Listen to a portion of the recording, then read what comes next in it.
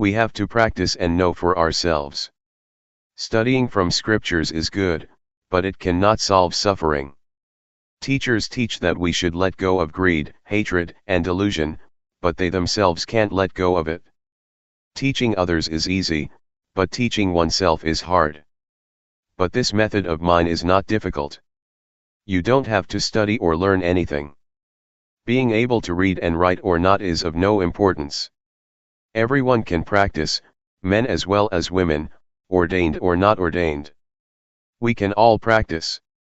There is only one Dhamma, not many kinds. To say that the Dhamma of a person who keeps 5 precepts is one thing, that the Dhamma of a person who keeps 8 precepts is another thing, the Dhamma of an ordained person is another thing, the Dhamma of a lay person is another thing, the Dhamma of a person who practices insight meditation yet another thing. That is a different matter. That is not what I'm talking about. I say that there is only one Dhamma. Dhamma is to finish lopa, dosa, and moha. Doing this is what virtue and Dhamma are. It says in the scriptures that virtue is the means to eliminate coarse defilements, concentration is the means to eliminate medium defilements, and wisdom is the means to eliminate subtle defilements. But can we really eliminate them? No. Why not?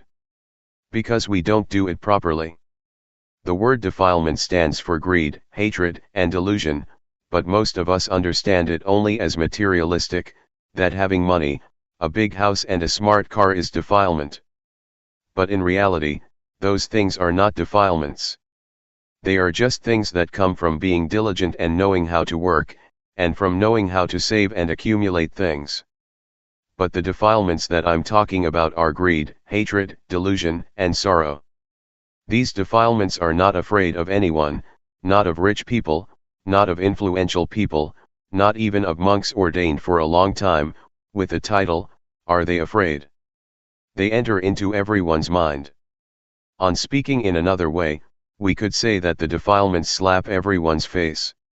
A wealthy person, on being told off a bit, is displeased. This shows that the defilements slap him or her in the face. Or when someone praises him or her, satisfaction arises. This is the defilements slapping his or her face. These defilements are not afraid of anyone at all. They are only afraid of those who are disciples of the Buddha, they are afraid of those who develop the 4 foundations of awareness in the right way, they are ashamed, they don't dare to come close, because that person has the eye to see the Dhamma, the wisdom to see clearly. Of the lay people who have come here today, some people are still young, only 20 to 30 years old. If you develop awareness in the right way, within 2 or 3 years you will go beyond suffering, and during the remaining part of your life, you will just have happiness. Even older people 50 or 60 years old, are the same. Until you die your life will only have happiness. And when you die without suffering. If you still have another 9 or 10 years to live, it will be 9 or 10 years without suffering, with only happiness and coolness of mind. This is the heartwood, the essence of Buddhism. The word Buddha means the one who knows, the awakened one who is joyful with Dhamma. I have shared some of my reflections and understanding. It is a shortcut to practicing Vipassana. It is instantaneous. Having listened, please practice with every breath, no matter where you are, whatever work you are engaged in. You can practice while washing clothes, doing the dishes, sweeping up, or working in the field. Vipassana is wisdom, it is life, it is virtue, it is the Dhamma, it is everything. It is the real life, it is the real Dhamma. May you understand it like this. Summary of the shortcut. I'll give you a few small reflections. 1. To be diligent in developing awareness in all postures, turn the hand up, turn the hand down, raise the hand, lower the hand, walk back and forth, lean to the right and the left, blink the eyes, open the mouth, swallow saliva, breath in and out, fully feeling yourself doing it. This is called having sati. It is equal to throwing sesame seeds into the abyss. When awareness is complete, wisdom arises to really know and see the following matters: rupa, nama, rupa doing, nama doing, rupa disease, nama disease, knowing instability, impermanence and non-selfhood, knowing convention, knowing religion, knowing Buddhism, knowing evil, knowing merit. Really knowing. These are objects to know with real awareness and wisdom. 2. Next, to work with the mind, look at the mind with awareness. Whatever the mind thinks, immediately know it and conquer it. When we immediately know and conquer thought, this is called working with the mind. 3. Do it until you are nimble and swift, until greed, hatred and delusion stop arising. It is the calming and extinguishing of suffering in the mind. This type of suffering we can't chase away as we would chase off a pig, a dog, a duck, or a chicken. We must depend on the development of awareness, and see our minds in order to deal with these types of defilements. If we don't see our minds, we will be empty, similar to a pit or abyss that is never full. When we have awareness, it means it is full, it is no longer a pit or an abyss, and lopa, dosa, and moha don't have a place to enter, because awareness is full. Whatever work we do it with sati bhanyat. There is no delusion, only rightness. These types of defilements are ugly and worthy of getting fed up with. Whoever is a disciple of the Buddha with an eye to see the Dhamma, will not have them lying around in his or her mind. They are afraid. Suppose we have defilements at a level of 100%. They slap our face 100%. When we see and understand them, they will gradually diminish. Then, when we try to become familiar with looking at our minds, the defilements will diminish increasingly, step by step. When it reaches 100%, we're rid of suffering. What is left is 100% happiness. Therefore, may you all try to practice and reach the real peace and happiness. The path of peace.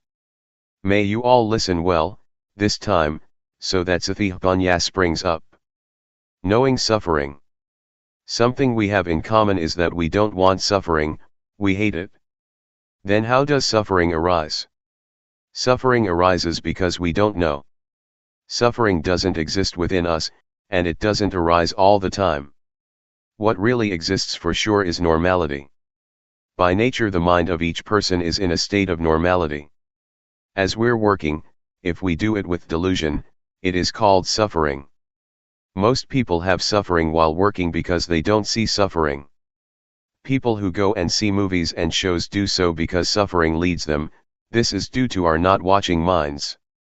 The moment we want to go and watch a movie, a thought flashes up that we want to watch a movie. We're not thinking it all day long.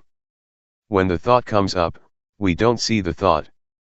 We only just know the thought, and we act, following the thought. This is called suffering. People who smoke are the same. Sometimes they don't even think to smoke but simply follow their moods. They take a cigarette to smoke because they think it is happiness, but actually it is suffering that compels them to do it. Suffering stinks. As to this word suffering, the Buddha sometimes calls it suffering, sometimes defilement, sometimes stench.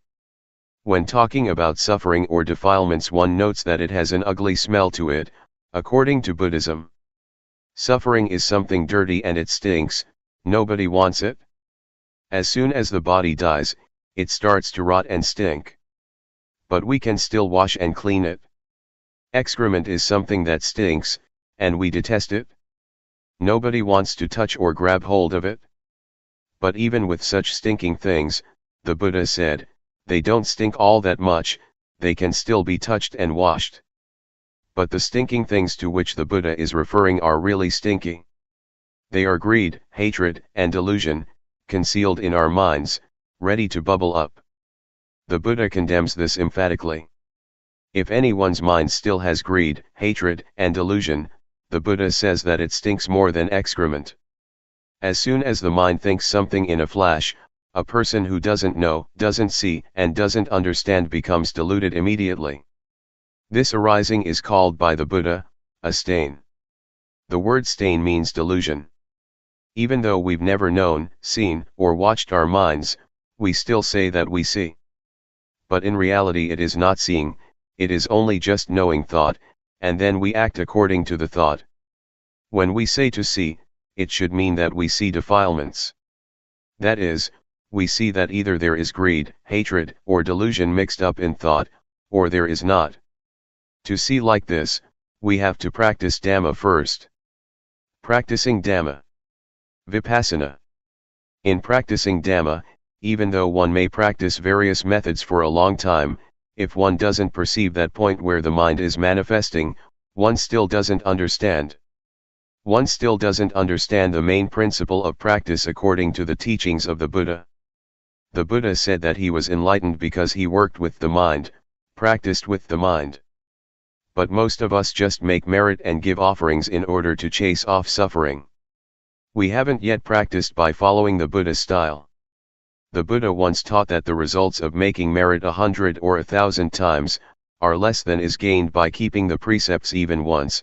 The results of keeping precepts 100 or 1,000 times are less than making the mind peaceful through practicing tranquility meditation once, and the results of making the mind peaceful through practicing tranquility meditation 100 or 1,000 times are less than practicing insight meditation once. What does insight mean? Insight means to clearly and truly see in a way that is different from one's original way of seeing. Different because the original way of seeing is a state that doesn't know, see, and understand clearly. Briefly stated, the mind is muddled up. Doing Vipassana means to be aware. Being aware is very fruitful. The Buddha practiced Dhamma through being aware, and so became enlightened. Peace. Most of us understand that in order to be an arahant, we have to do tranquility meditation and make the mind peaceful. In reality, there are two kinds of peace, namely, peace that is like being inside a cave, and peace that is like being outside a cave. Peace inside a cave means it is just as though we're in a cave or we're in a dark room. When we light a fire, the darkness disappears and light come to take its place, but as soon as the fire goes out, the darkness come back again.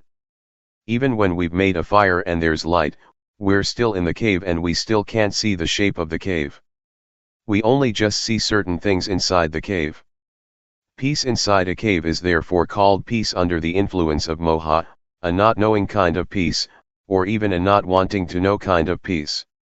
That some people go and sit to make their minds peaceful, understanding that they're developing insight, this is so, but it's a deluded kind of truth. As for peace outside a cave, it's just like being outside a cave, but it's not dark. There's no need to make a fire, and we're able to know and see what the shape of the cave is like. This may be likened to peace that is without delusion, i.e., peace due to the absence of defilements. There is no lopa, dosa, or moha. In order to achieve this kind of peace, we have to realize and truly see first. Seeing truly and clearly is called insight. Insight is to realize and truly see according to reality. Peace outside the cave is therefore called a knowing kind of peace. One is peaceful because one knows. I want to shake up and warn all of you that developing insight has many obstacles. If we don't know, we'll go wrong, but when we see, know, and understand, we can solve the problems. The first obstacle. The first obstacle in developing Vipassana can appear when we make movements with the body, and Sati is aware of it. Wisdom arises in the mind that knows reality as it really is. That is, it knows rupa, nama, it knows instability, impermanence and non-selfhood, it knows convention, it knows religion, knows Buddhism, knows evil and knows merit. This is wisdom knowing through Vipassana. But it's only just the outer bark of Vipassana, still not able to deal with suffering. It is just knowing in knowing, it is knowing through thought, knowing the scriptures. It is defilement due to Vipassana. The obstacle is that when this kind of knowledge arises, we get buried in it, a kind of knowledge that is still similar to being inside a cave.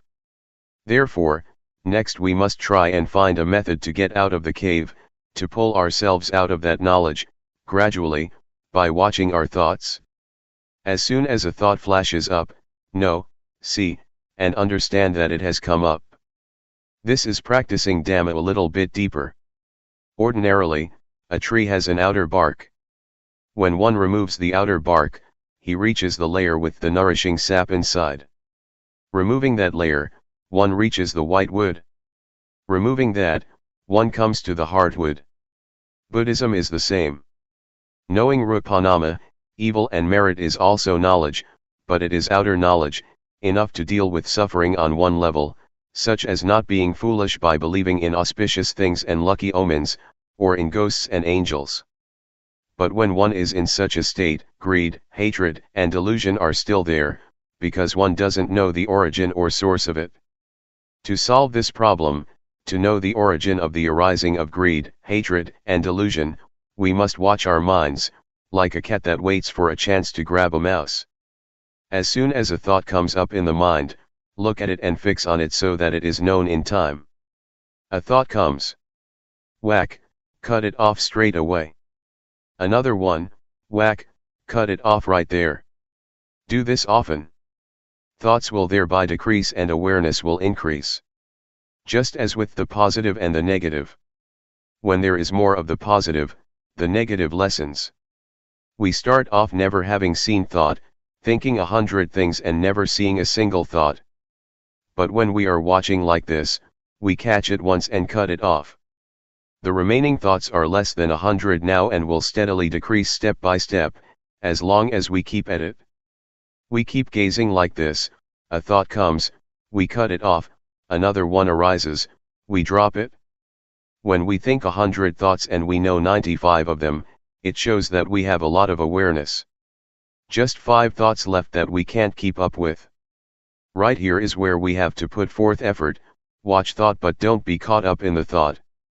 When we know and see all the 100 thoughts, keep up with every thought every time, it is equal to knowing and seeing exactly where greed, hatred, and delusion are born. We have to throw them off so that defilements are unable to arise. This is called to keep abreast by knowing, to know in time. Knowing how to prevent, knowing how to solve. This is where we're able to deal with lopa, dosa, and moha. Defilements can arise because we get deluded right here. We don't know that their origin is right here. This refers even to someone who goes to the monastery to listen to talks, who makes offerings, who keeps precepts and develops both tranquility and insight meditation. If that person has still never seen his or her own thoughts, then that person is still far from the truth taught by the Buddha. Contrariwise, even if a person has never gone to a monastery to listen to the Dhamma, has never made offerings or kept precepts, but is always aware of what his or her mind is thinking, that person equals with knowing. He keeps abreast of thoughts, knows how to prevent, knows how to solve and knows how to conquer every time. That person is close to the truth, the Dhamma taught by the Buddha. Have you ever heard of the Buddha having taught that the Dhamma exists already? But there is nobody with discernment who can dig it up and find it, so it stays undiscovered. Because it is undiscovered, people make merit, give offerings, keep precepts, and do samatha meditation in order to develop good habits. So we believe that it is meritorious and wholesome to accumulate those things for the next life or for the future. This is wrong understanding. The Buddha didn't teach like this. The Buddha taught us to see our own minds. We have heard the story of the monk Wakali, who was attached to the Buddha's body and never looked at his own mind. When he was corrected by the Buddha, he became so upset that he was going to jump from a cliff and die. The Buddha stopped him and taught him that it is difficult to get born as a human being. And it's very rare for a human being to have an opportunity to listen to the Dhamma from a noble person. The Buddha said further that his body was just material. After his death it would rot and stink. That is not the Buddha. The real Buddha can be found within the monk Wakali. It is the Dhamma that is present in all people, that is, cleanliness, brightness and peace, which is the Buddha. The Buddha proclaimed, "Whoever sees the Dhamma, sees me. Whoever doesn't see the Dhamma, doesn't see me, even when taking hold of my robe or my finger." The monk Wakali woke up and started to work with the mind, and he saw his own thinking. Seeing the Dhamma. I would like to remind you once more that the word Dhamma refers to our seeing, our own minds at the moment that we are acting, talking or thinking. This is what is called seeing the Dhamma. I dare to insist that the very life of the Dhamma exists in all people without exception, no matter whether you are a man or a woman, a monk or a novice, no matter what nationality you may have, whatever language you may speak of, whatever clothes you may wear. It's all the same. The Dhamma is the actions of body, speech, and mind. Actions of the body other people can see, actions of speech others can hear, but actions of the mind others are not able to see. You can only see them yourself. For this reason, the monk Wakali felt at ease viewing it like this. Whether he saw the body of the Buddha or not, he would feel at ease because he saw the real Buddha, that is, really seeing according to reality, an ability that exists in everyone. The Buddha once described seeing in this way, with flowers, black, red, white, or whatever color, they are all ready to bloom when touched by sunshine. That I'm giving you these reflections right now is the same.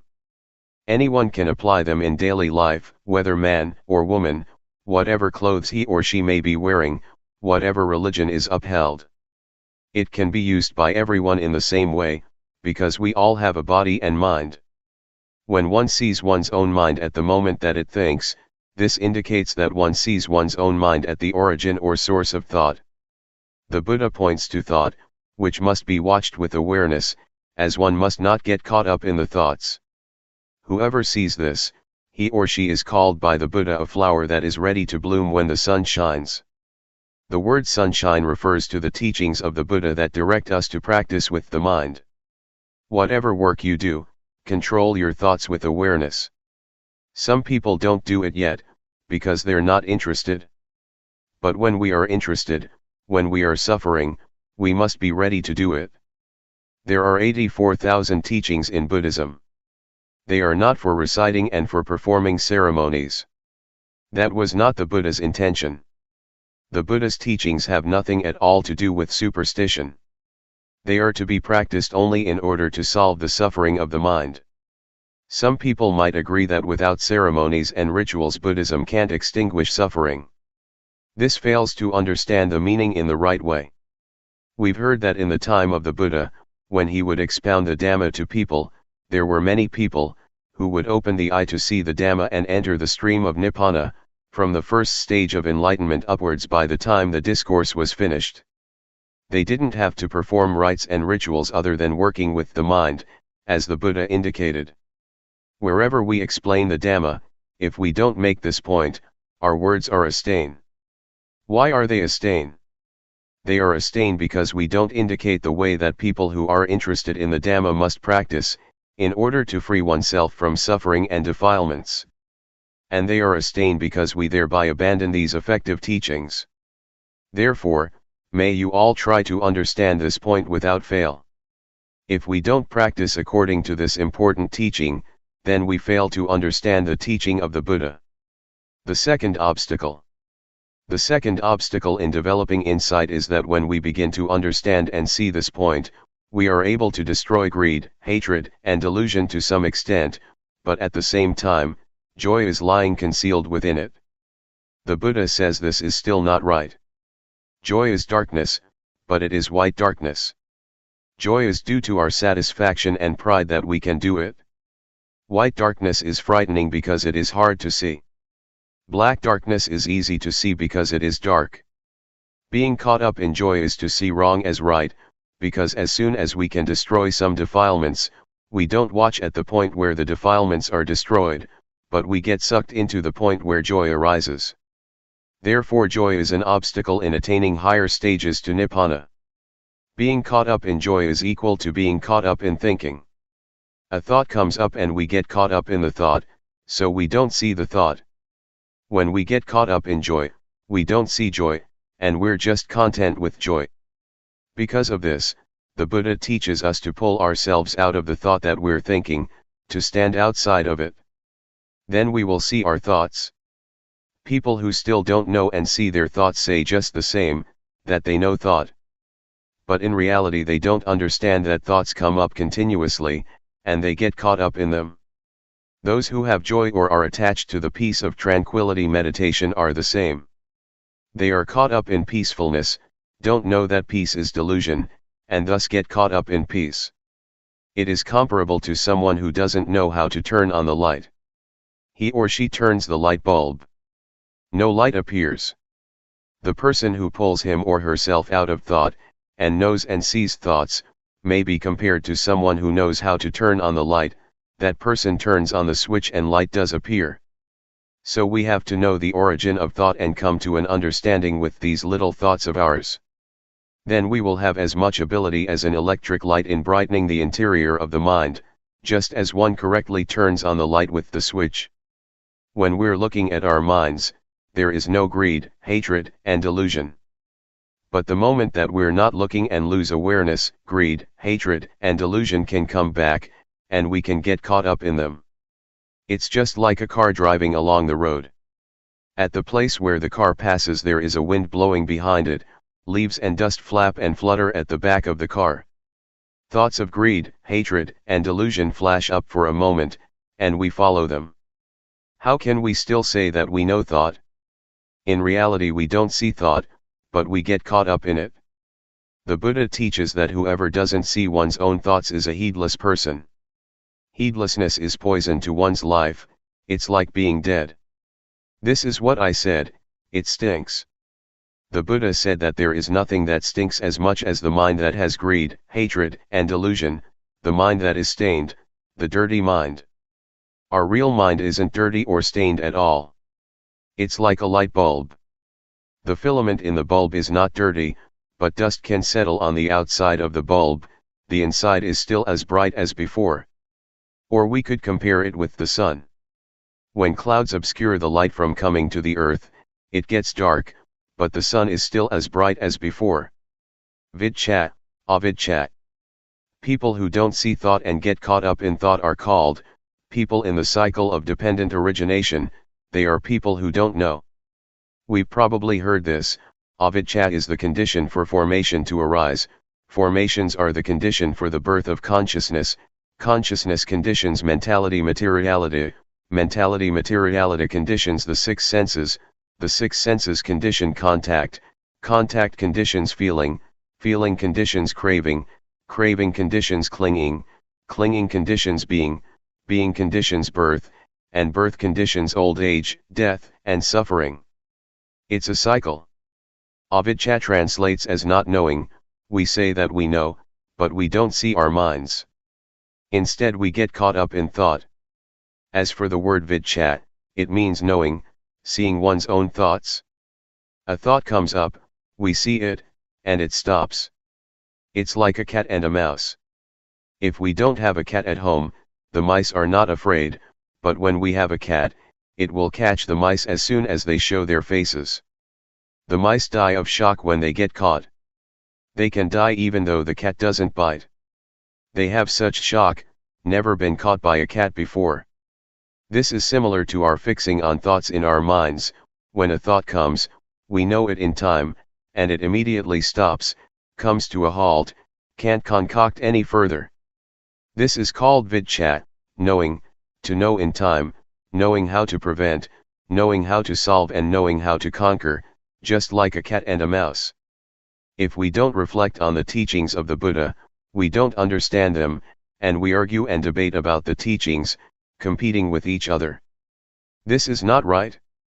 Someone who has studied the teaching, and employs that knowledge as a tool for killing defilement, or dealing with suffering is doing it right, according to the Buddha's intention.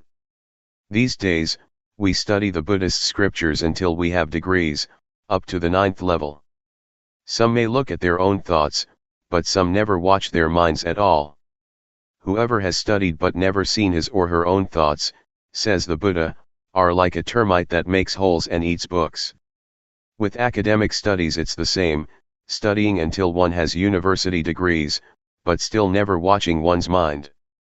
Such persons know about other people but don't know and see themselves. These people are not considered wise in Buddhism because their knowledge is only of use in an academic way, but is not useful spiritually. When we have a university degree we should deal with our minds also, that is, eliminate defilements, the coarse ones as well as the medium and subtle ones. Going against the stream of thought. We've all probably heard that the Buddha at one time practiced by tormenting himself, but saw that that method was wrong and stopped it. After that, he partook of food offered by a lady named Suchata. The Buddha asked her, "Do you offer just the food or is the tray included as well?" She answered that all was offered. Having finished the meal, the Buddha took the tray to the bank of the river and made the following resolution: if he would be enlightened, may the tray placed on the water flow against the current. This is not a true story, it's an illustration and has meaning on the level of the mind. The tray is the mind, the water represents the defilements, and the Buddha working with the mind is the action of going against the stream. The Buddha didn't let his mind follow the defilements. The current of the water is the current of thought. Following defilements is easy, everyone is doing it already, and so we have suffering. The Buddha practiced going against the stream of defilements for the extinguishing of suffering by watching the mind, seeing his own mind thinking. As soon as a thought would come up and there was desire to follow what the eye saw, the ear heard, the nose smelled, the tongue tasted, or the body felt, the Buddha saw those thoughts as defilements. He practiced going against the current of thought, not following the thoughts, which want things. Practicing like this, knowledge arose in him and he was enlightened. The thing that the Buddha points out to us to practice is to know thought with awareness, looking at our own minds. Whatever thought comes up, we should know and understand it, so that the thought does not proliferate further. When thought flashes up, we watch it with awareness, and the thought stops by itself. In practicing Dhamma, the thing to be careful about is the knowledge that knows things outside of ourselves. This kind of knowledge is defilement due to Vipassana. When we have such knowledge, it gives rise to gladness and joy. Joy is called white darkness. It is wrong knowing. Don't get attached to joy. Continuing the practice to the end, until we clearly see our thoughts, their origin and their source, we come at last to the state of arising, passing. It is a break-off, a final exhaustion. I've compared it many times with a rope, tightly tied on both sides and being cut in the middle with a knife. The rope breaks, one cannot pull it together again, that is, one can't use it anymore. The 12 senses are similar, on seeing a form with the eye, on hearing a sound with the ear, etc., let there only just be seeing and hearing and so on. Don't concoct it into beautiful or ugly, good or bad, pleasing or displeasing sound, the sound of a woman, the sound of a man, etc. Just simply see or hear neutrally. But these are still mere words. In practice, we have to look and see and break them apart. When they are broken, there is not more concocting, the senses are not able to reach each other anymore. Cleanliness, brightness, and peace. Our minds are already clean, bright and peaceful. Clean means not dirty, because there are no defilements. Bright means there is wisdom, seeing our minds, or life. Peaceful means having stopped, there is no longer anything further to add. Summary. At this point, I'll summarize the principles of practice. First, the first stage is to catch the movements of the body in all the postures. When we can catch them, we will know the convention that we can see with our eyes and touch with our hands. This is objective, external. Second, having practiced the first stage, a little bit of knowledge arises, it is called defilements due to Vipassana. It is important to avoid this, not being too glad with the knowing, and continuing to watch the mind, When we see, know, and understand our minds penetratingly, greed, hatred and delusion will be destroyed to some extent. Third, when greed, hatred, and delusion have gone down a bit, we'll feel joyfulness. When joy arises, fix on it, but don't be caught up in joy. We have to pull ourselves out of it. Keep watching the mind. At this stage, wisdom knowledge will appear that destroys or diminishes clinging and grasping. Fourth, when attachment has decreased, one will see, know, and understand normality. The body is normal, speech is normal, and the mind is normal. This normality is called virtue concentration wisdom. Fifth, when seeing the state of arising passing, if one doesn't understand it, one will hold an abnormal view, but if one is fully aware, practice reaches its end. Therefore, I encourage you to try to practice until you meet with your own thoughts and are able to pull yourself out of them. Stages of practice. Determine to listen well, all lay people and monastic friends. When you determine to pay attention, you'll be able to remember. It is called knowing through memory and comprehension. From that, we study or practice to realize and truly know, or we have knowledge coming from our own vision and experience. Most people don't yet know and understand from studying and practicing, they only know how to make merit, to be generous, to keep precepts and to do tranquility meditation. But when it comes to more profound matters, that is to say, how to develop insight meditation, there are really very few people who know and understand it. With Vipassana it is usually a specific case, a specific individual, who knows and teaches it. Because of this, people are lazy and don't want to practice. As far as practice goes, they only know tranquility meditation, which they think is the same as doing Vipassana. This is because they still don't realize and really know. Their knowledge comes only through memory and comprehension. So, we make ourselves peaceful, but we don't understand clearly that there are two kinds of peace, namely peace under the influence of delusion, and peace due to awareness and wisdom. The path that is not a path. When we create the cause by meditating, the mind becomes peaceful as a result. For example, we recite the word Buddha. I used to do this, inhaling, Buddha, exhaling, though. While doing walking meditation one recites Buddha with every step, walking in accordance with the breathing. These things create peace because it is done slowly. After that, I met a teacher from the north named Sao, who told me that one cannot climb a tree from the top, that one has to start at the roots. He taught me to count 1, 2, 3, until 10, and back again 10, 9, 8, until 1. He said this is beginning at the beginning. This is another way of following the breath, inhaling say 1. Exhaling say 2, etc., the only difference being the words you use. Seeing the Dhamma. Seeing the Dhamma. In practicing Dhamma our views or intentions may not be the same, therefore the practice and the results of practice are not the same. Instead of talking about the differences in practice, I'll talk about seeing the Dhamma. To practice in order to see to Dhamma, some people have to sit or lie down with eyes closed and reflect. Then, they see colors, lights, ghosts, angels, heaven and hell or hungry ghosts and animals. This kind of seeing is fantasy or illusion, one thinks and then sees it. This is not right, according to the teachings of the Buddha, because when we open the eyes, we no longer see it. This is called defilement because we don't see our thoughts. The mind thinks but we don't see it, letting defilements deceive us or, one could say, letting them slap our face. This is not seeing the Dhamma. Seeing the Dhamma with awareness and wisdom, from really having developed insight, is the opposite. We must see ourselves, see materiality and mentality, comprehend rupa and nama. This is really seeing ourselves. We really see with open eyes, we see as we're acting, speaking, thinking, and doing various jobs. This is called seeing the Dhamma. The Dhamma is something that we have to see at the moment that we're doing good and doing evil, or neither good nor evil. To see the Dhamma with awareness and wisdom is to see like this. On seeing, one must be sure the object of the seeing can't change into something else. This is really seeing the Dhamma.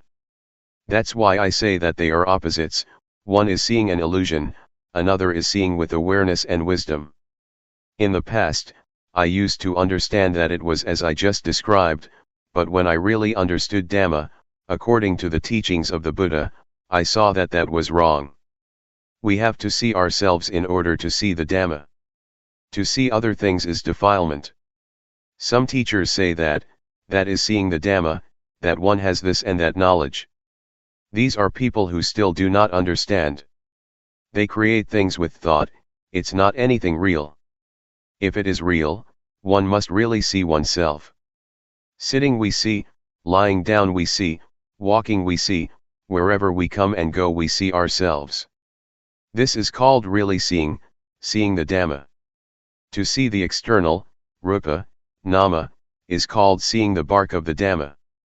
To see with awareness ourselves acting, speaking, and thinking is to see on a deeper level. And to see, know, and understand thoughts arising is to see even more deeply. When seeing ourselves acting, talking, and thinking, something bad arises, we must conquer it. We don't act on it, we don't follow that low impulse. The Buddha said that low thoughts are defilements, they are suffering, they are forms of greed, hatred, or delusion. And when they are greed, hatred, or delusion, they will lead to suffering. Before we get angry or make a mistake, we don't see ourselves. We don't see our mind that is thinking. But when we do see ourselves as we're getting angry, we know that we're getting angry, and don't have to get angry. When we see our minds thinking like this, it stops. The Buddha calls this seeing, knowing, and understanding. Really seeing the Dhamma. To see the Dhamma, we must see the kind of Dhamma that the Buddha saw. We've heard that the Buddha went to study and practice Dhamma. Therefore we know that the Dhamma existed already before the Buddha. To exist already means that when we are born we already have rupa and nama, or a body and mind. This mind of ours is there already. But we never look at it, we look somewhere else. We watch other people doing good and bad. We criticize others. That's how it is. That's why I say that people don't see themselves. Some people, having been born, up to age 9 or 10, or even 100, until death, never watch materiality and mentality, never look at their own minds even once. Having been born a human being thus doesn't have any value. We can call it taking a loss in being born human. Some people watch themselves, once or twice perhaps before they die.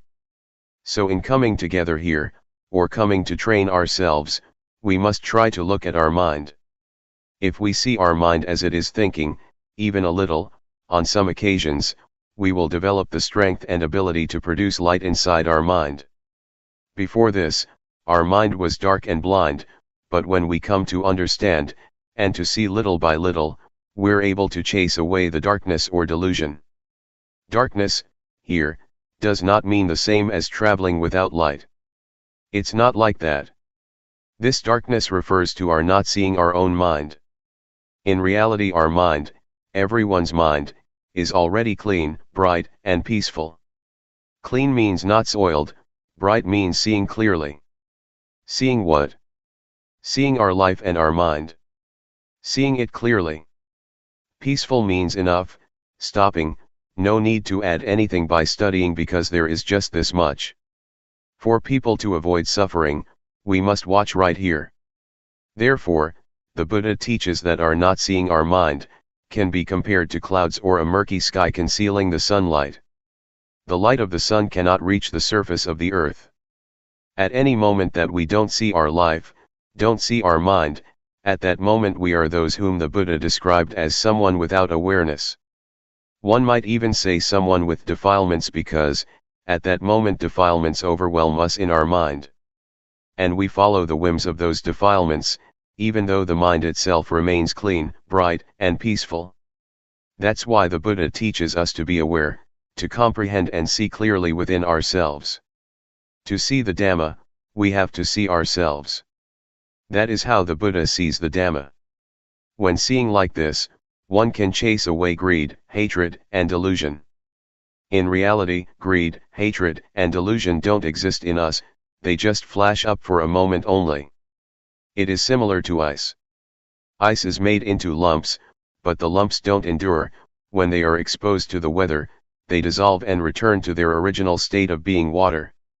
Greed, hatred, and delusion are similar, they don't endure, but only appear in a flash. When we don't see the course of events, we don't see their arising, and we can say, they slap our face. Or, like a car driving down the road, dust flutters at the back of the car, which passes in a moment, and the dust settles. Thought, that is greed, hatred, and delusion, is the same. They are only there for a short period, but we comply with them. So the Buddha taught us to see and understand our mind, to have enough awareness to keep up with, and know how to prevent thought, to know how to deal with and be able to really conquer the mind. This is seeing the Dhamma. You have to see it in this way. Don't see it any other way. Seeing the Dhamma can be compared to many things, for example, wind blowing against a tree. We don't know where the wind is, but the leaves flutter. Defilements are the same. They don't stay long, they just come up in a flash. But we act, speak, and think following them, these low things. The Buddha, therefore, said that they are kilesa. Defilements are suffering. We must try to make ourselves aware and to have the wisdom to watch and see our mind, to view all with knowing, to know in time, to know how to prevent and solve, and to be able to beat the defilements. When we see our thoughts like this, we see immediately what suffering is, what defilements are, and when we see that, then the thoughts, which are defilements or suffering, are not concocted any further.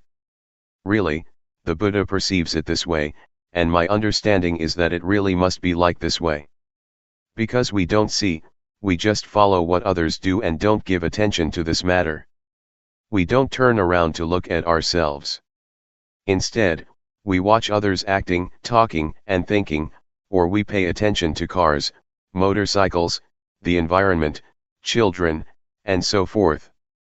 We look over there, but we never turn to look at ourselves, not even once. When we don't look at ourselves, we forget ourselves, we get deluded just looking at others.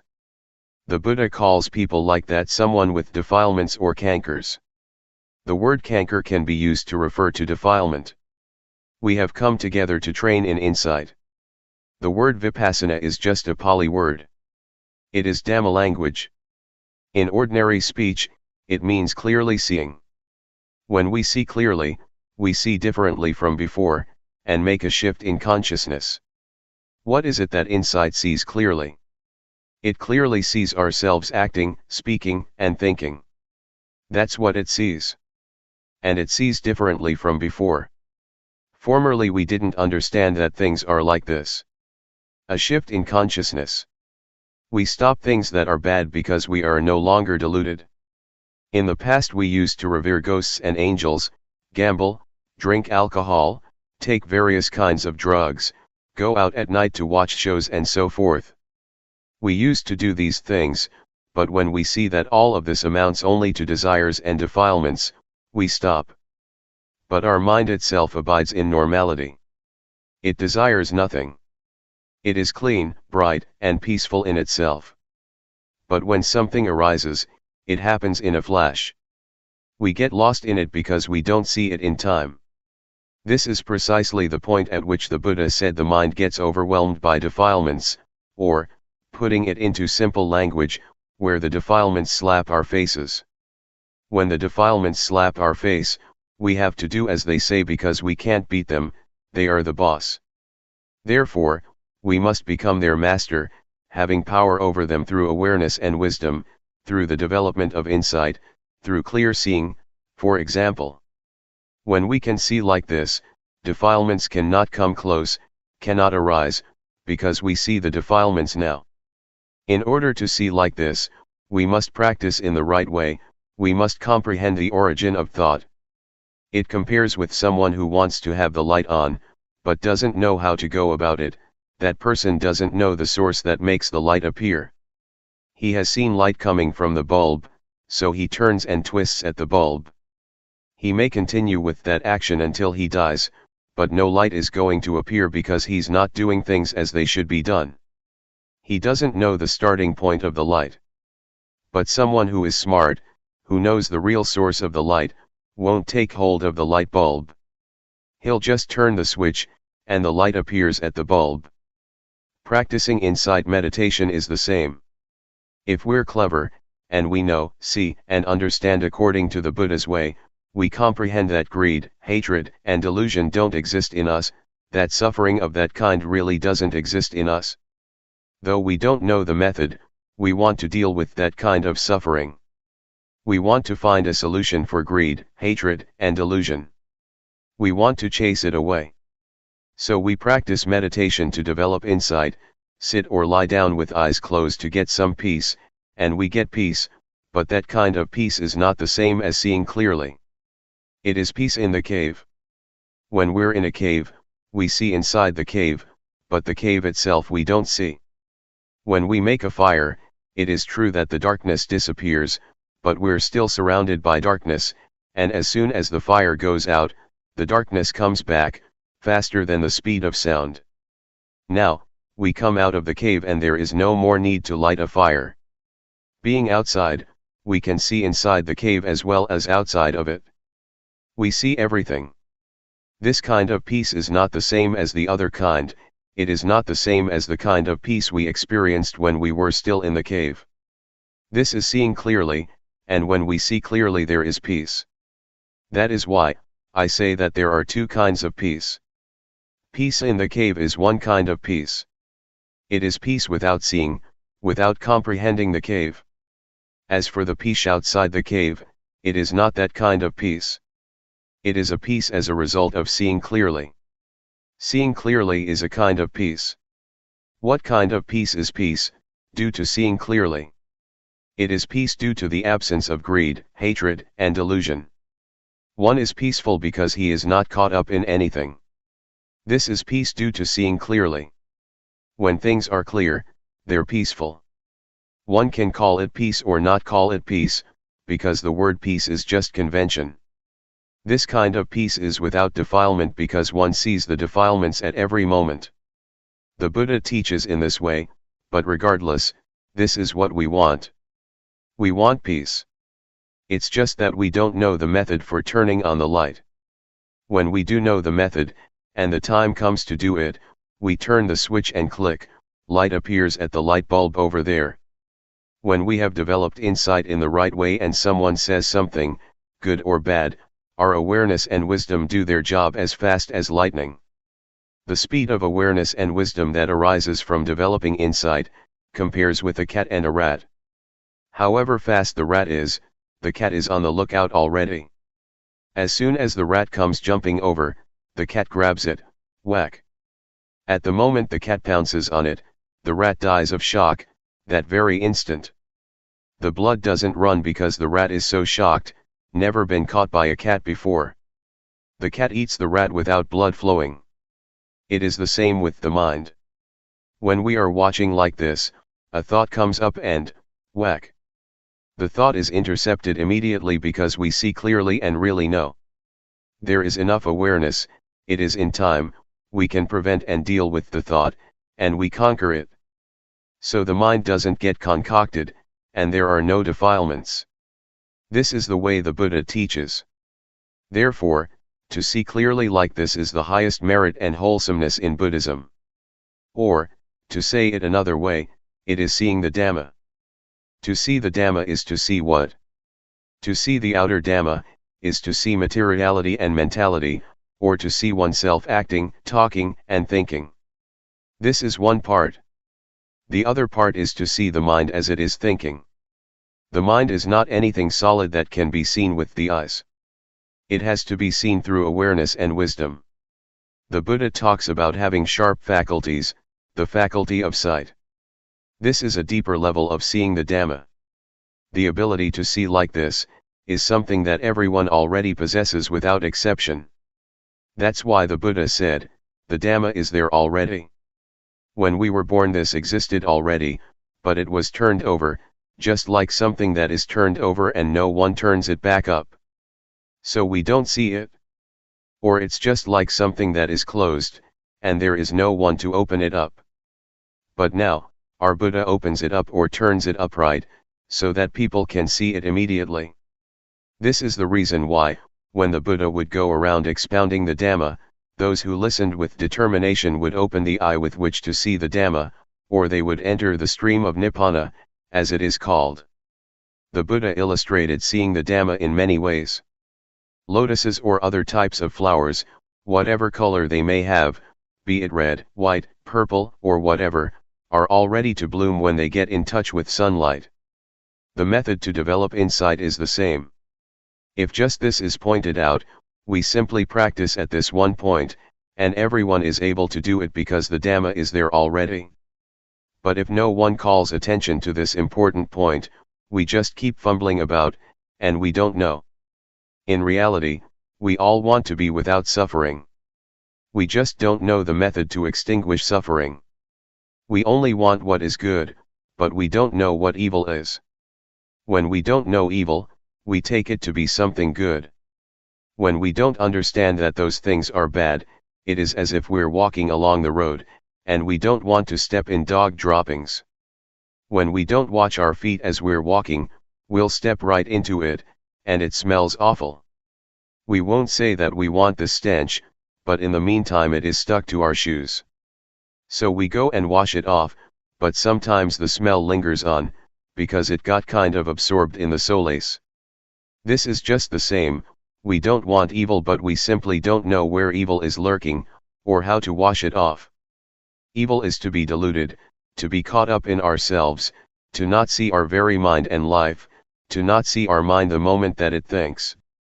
To see the mind as it is thinking, is to see the Dhamma, the Buddha says. This is seeing the Dhamma on the more subtle level. The Buddha said at one point that virtue is the means to eliminate the crude defilements, concentration is the means to eliminate the medium defilements, and wisdom is the means to eliminate the refined defilements.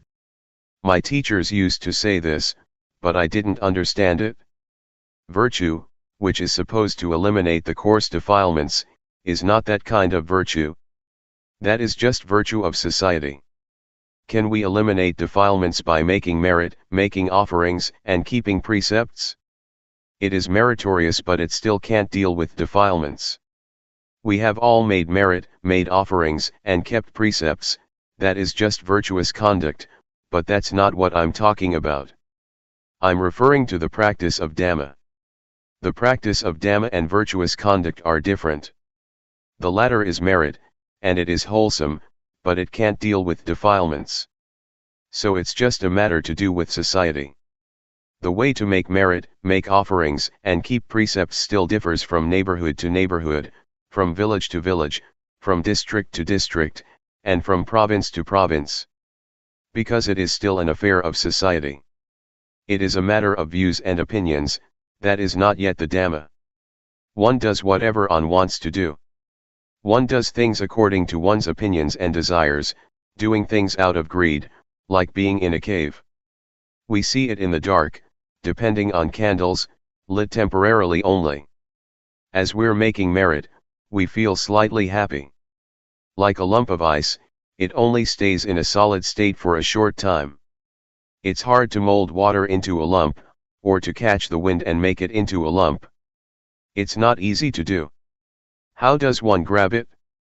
One might be able to grab some water, but not for long, it won't remain.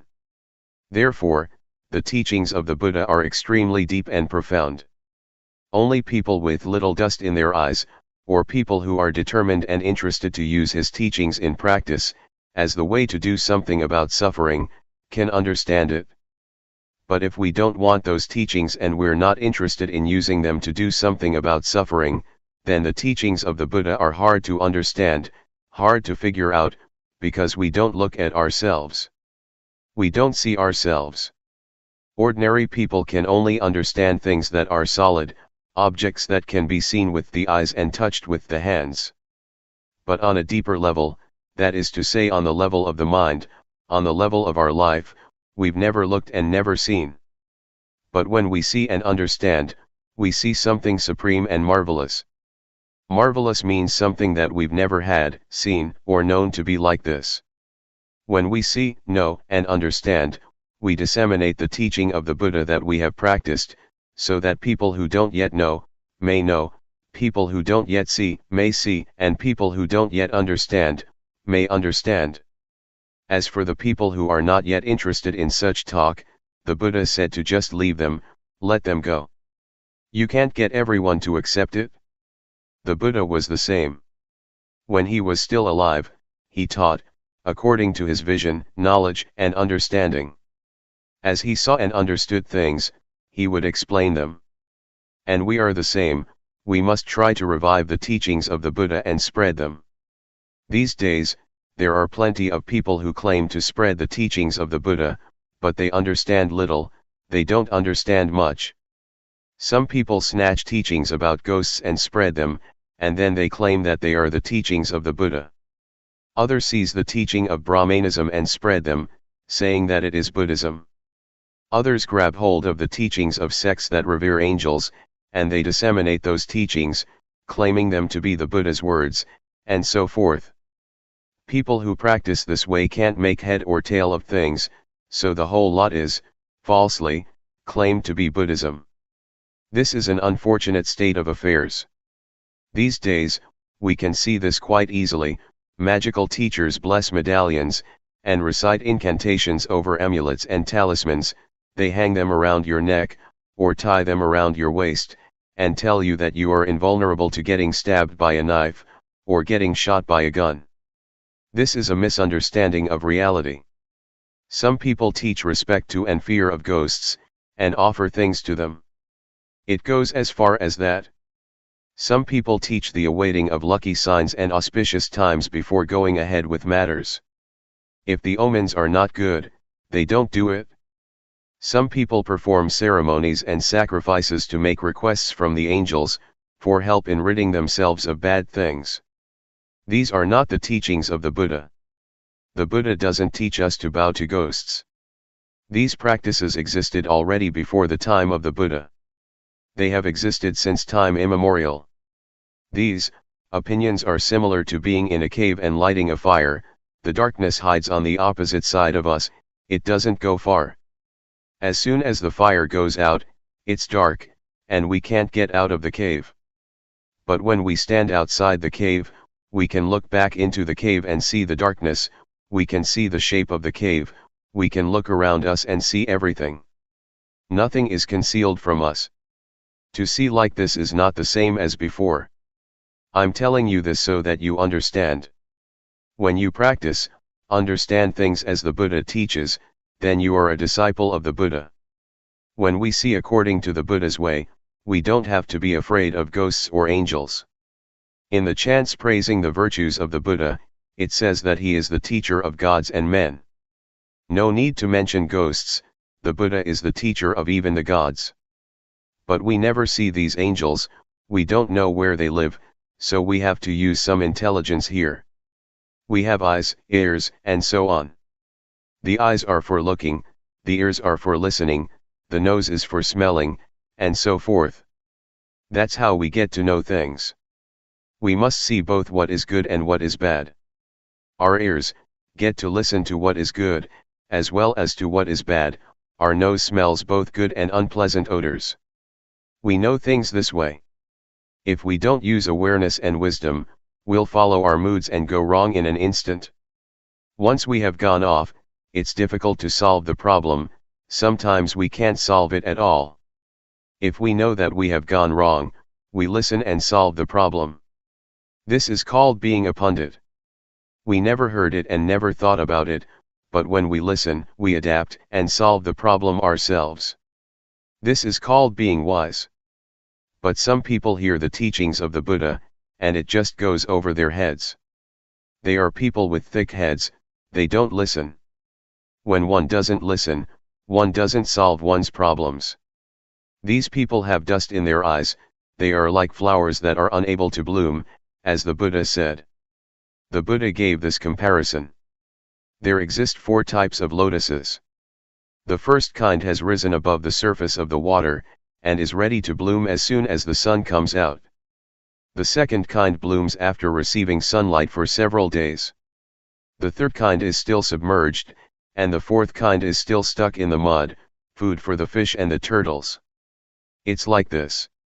When we listen, we must determine to listen, and, having listened, we must determine to put it into practice. We must practice within ourselves, not believe fancy teachings. Don't believe them. Like guns that won't shoot, and knives that won't cut. The Buddha teaches with awareness and wisdom. He doesn't teach in that style. Have you observed it, these days, that in Thailand we have more problems because of the incantations? When we have amulets and medallions, we go and steal, rob, kill, drink and gamble, thinking that we are invulnerable. The Buddha says that this is wrong. Fools come into being in this way. Don't go and mess with them, don't have anything to do with them. Instead of blessing medallions, better to bless yourself to be awake. Those incantations are just fantasy, they are for people without eyes, ears, and a nose. It is wrong teaching. Even monks still teach it, until someone gets killed, and people scramble for the medallions, as we can read in the newspaper sometimes. When someone has gone wrong, how can he or she practice rightly? The Buddha affirmed, we are told, that whether Buddhism flourishes or degenerates depends upon the four types of Buddhists, i.e., bhikkhus, bhikkhunis, male and female monks, laymen and laywomen. If there is progress, it is because they listen and understand and practice correctly in accordance with the teachings of the Buddha. Buddhism should prosper and be safe in the future. But if it degenerates or disappears, it must be because of the four types of Buddhists. If they have not listened properly, remembered wrongly, and practiced in the wrong way, degeneration and destruction must follow.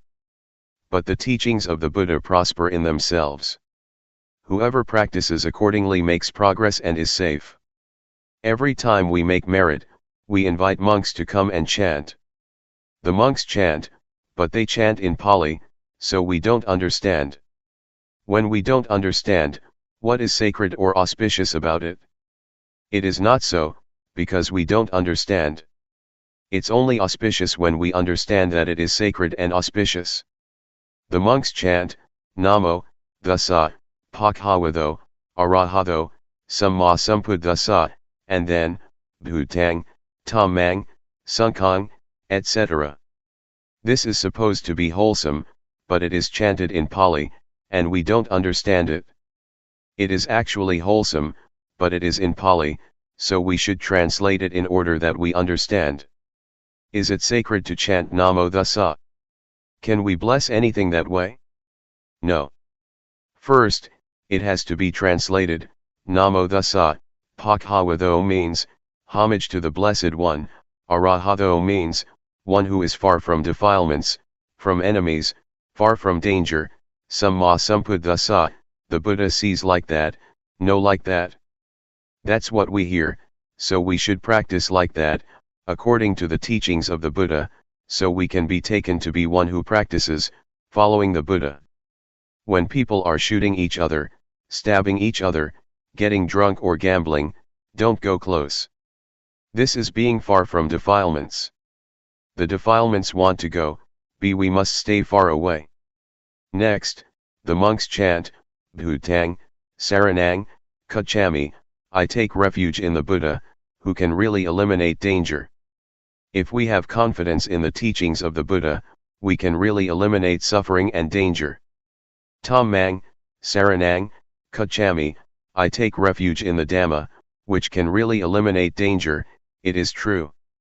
If we have confidence in the teachings of the Buddha, we can really eliminate danger.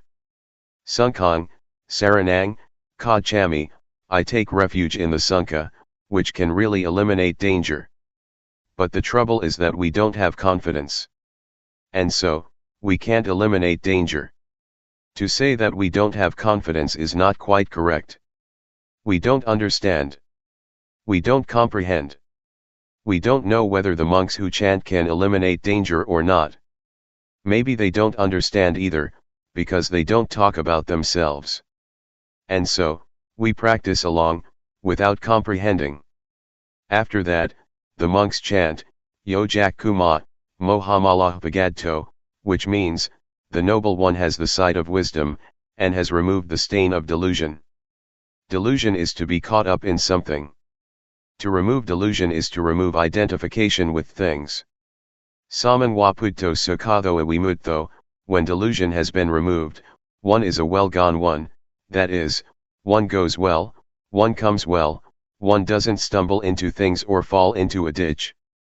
One follows the clear path, namely, we get out of the cave. To be out of the cave means to be beyond thought. If we live in a cave, we're not willing to come out of it, so we don't see the cave.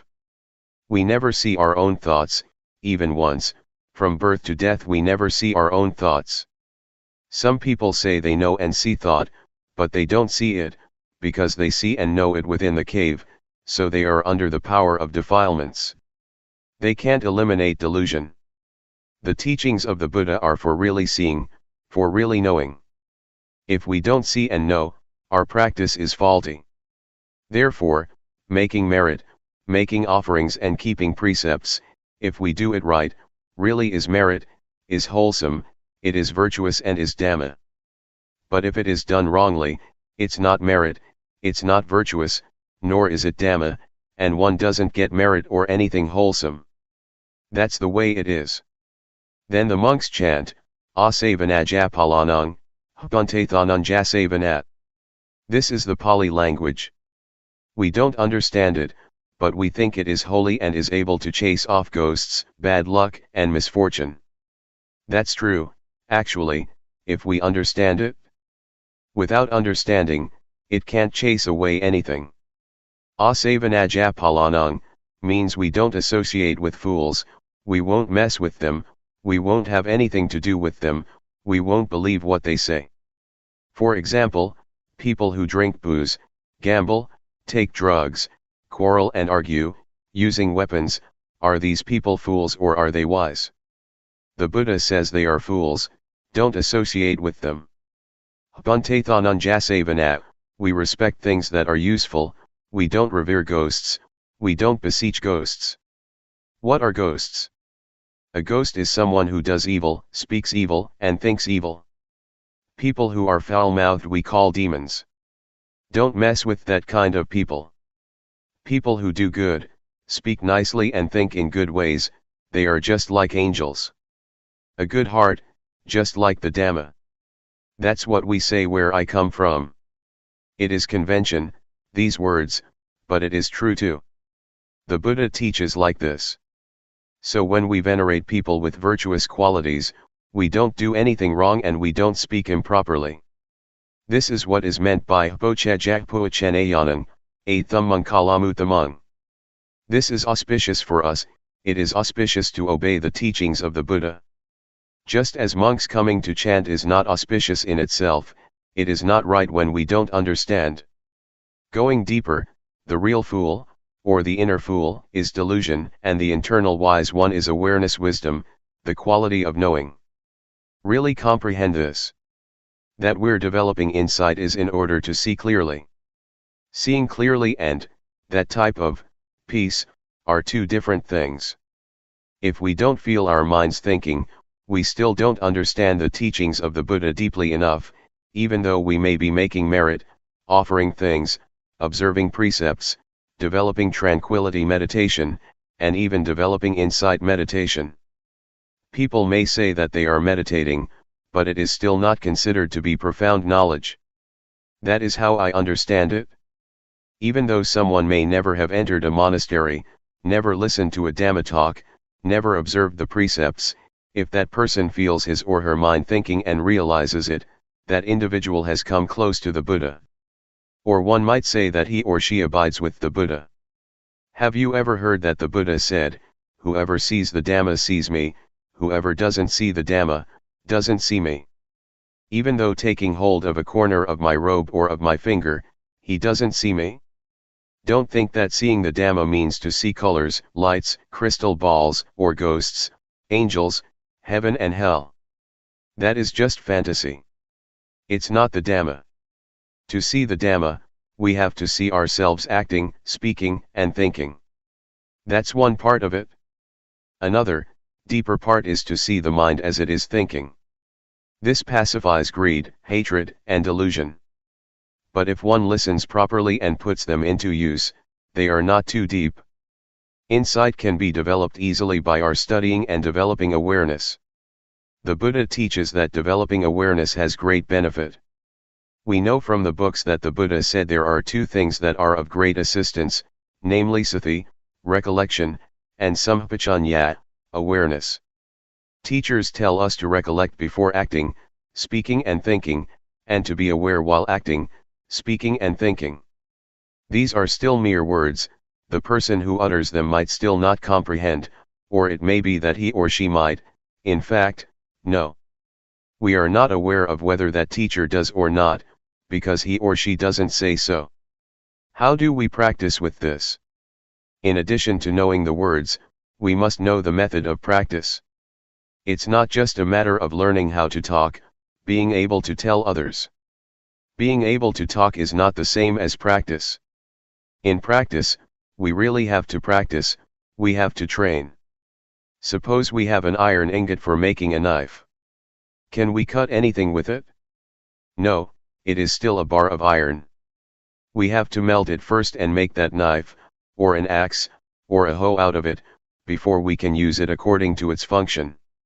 To practice insight, we develop awareness in this fashion, and we will know according to the function and law of nature. If we don't know how the method works, we'll use it in the wrong way, straight off. The teachings of the Buddha are useful, but if we don't know how to use them, just studying them, remembering them, and then boasting about our knowledge, this is not right. It is boasting that we know more than others, using the Pali as a weapon. The 84,000 teachings of the Buddha are for studying in order to remember, and then to use as a solution to suffering. Having studied them, we use them in order to abandon defilements. The teachings are not to be used for studying and then seeking profit, status, and fame. The Buddha wants us to study, remember, and then to use the teachings as a tool, for dealing with and abandoning suffering. When we have solved and abandoned suffering, we can work, make a living, and buy and sell without suffering. That's what he teaches. It's not that after knowing the Dhamma, we don't work and make money. That's not correct. Don't understand it that way.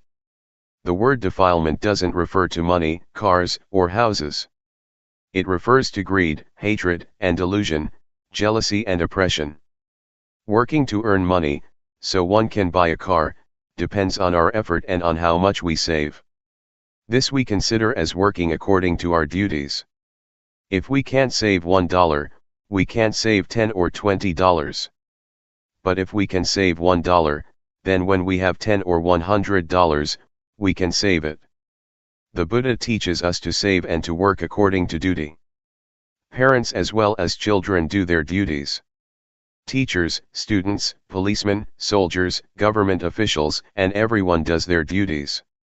When everyone is doing his duty, the country is in peace, is cool, and we live without suffering. Be happy with the work you're doing, don't be happy with someone else's work. The wise say work in order to work, don't work in order to get. Work following your duty. We don't understand this matter like this. Whatever work we do we just want to get. It is like this, it is working for the defilements. The defilements want to get.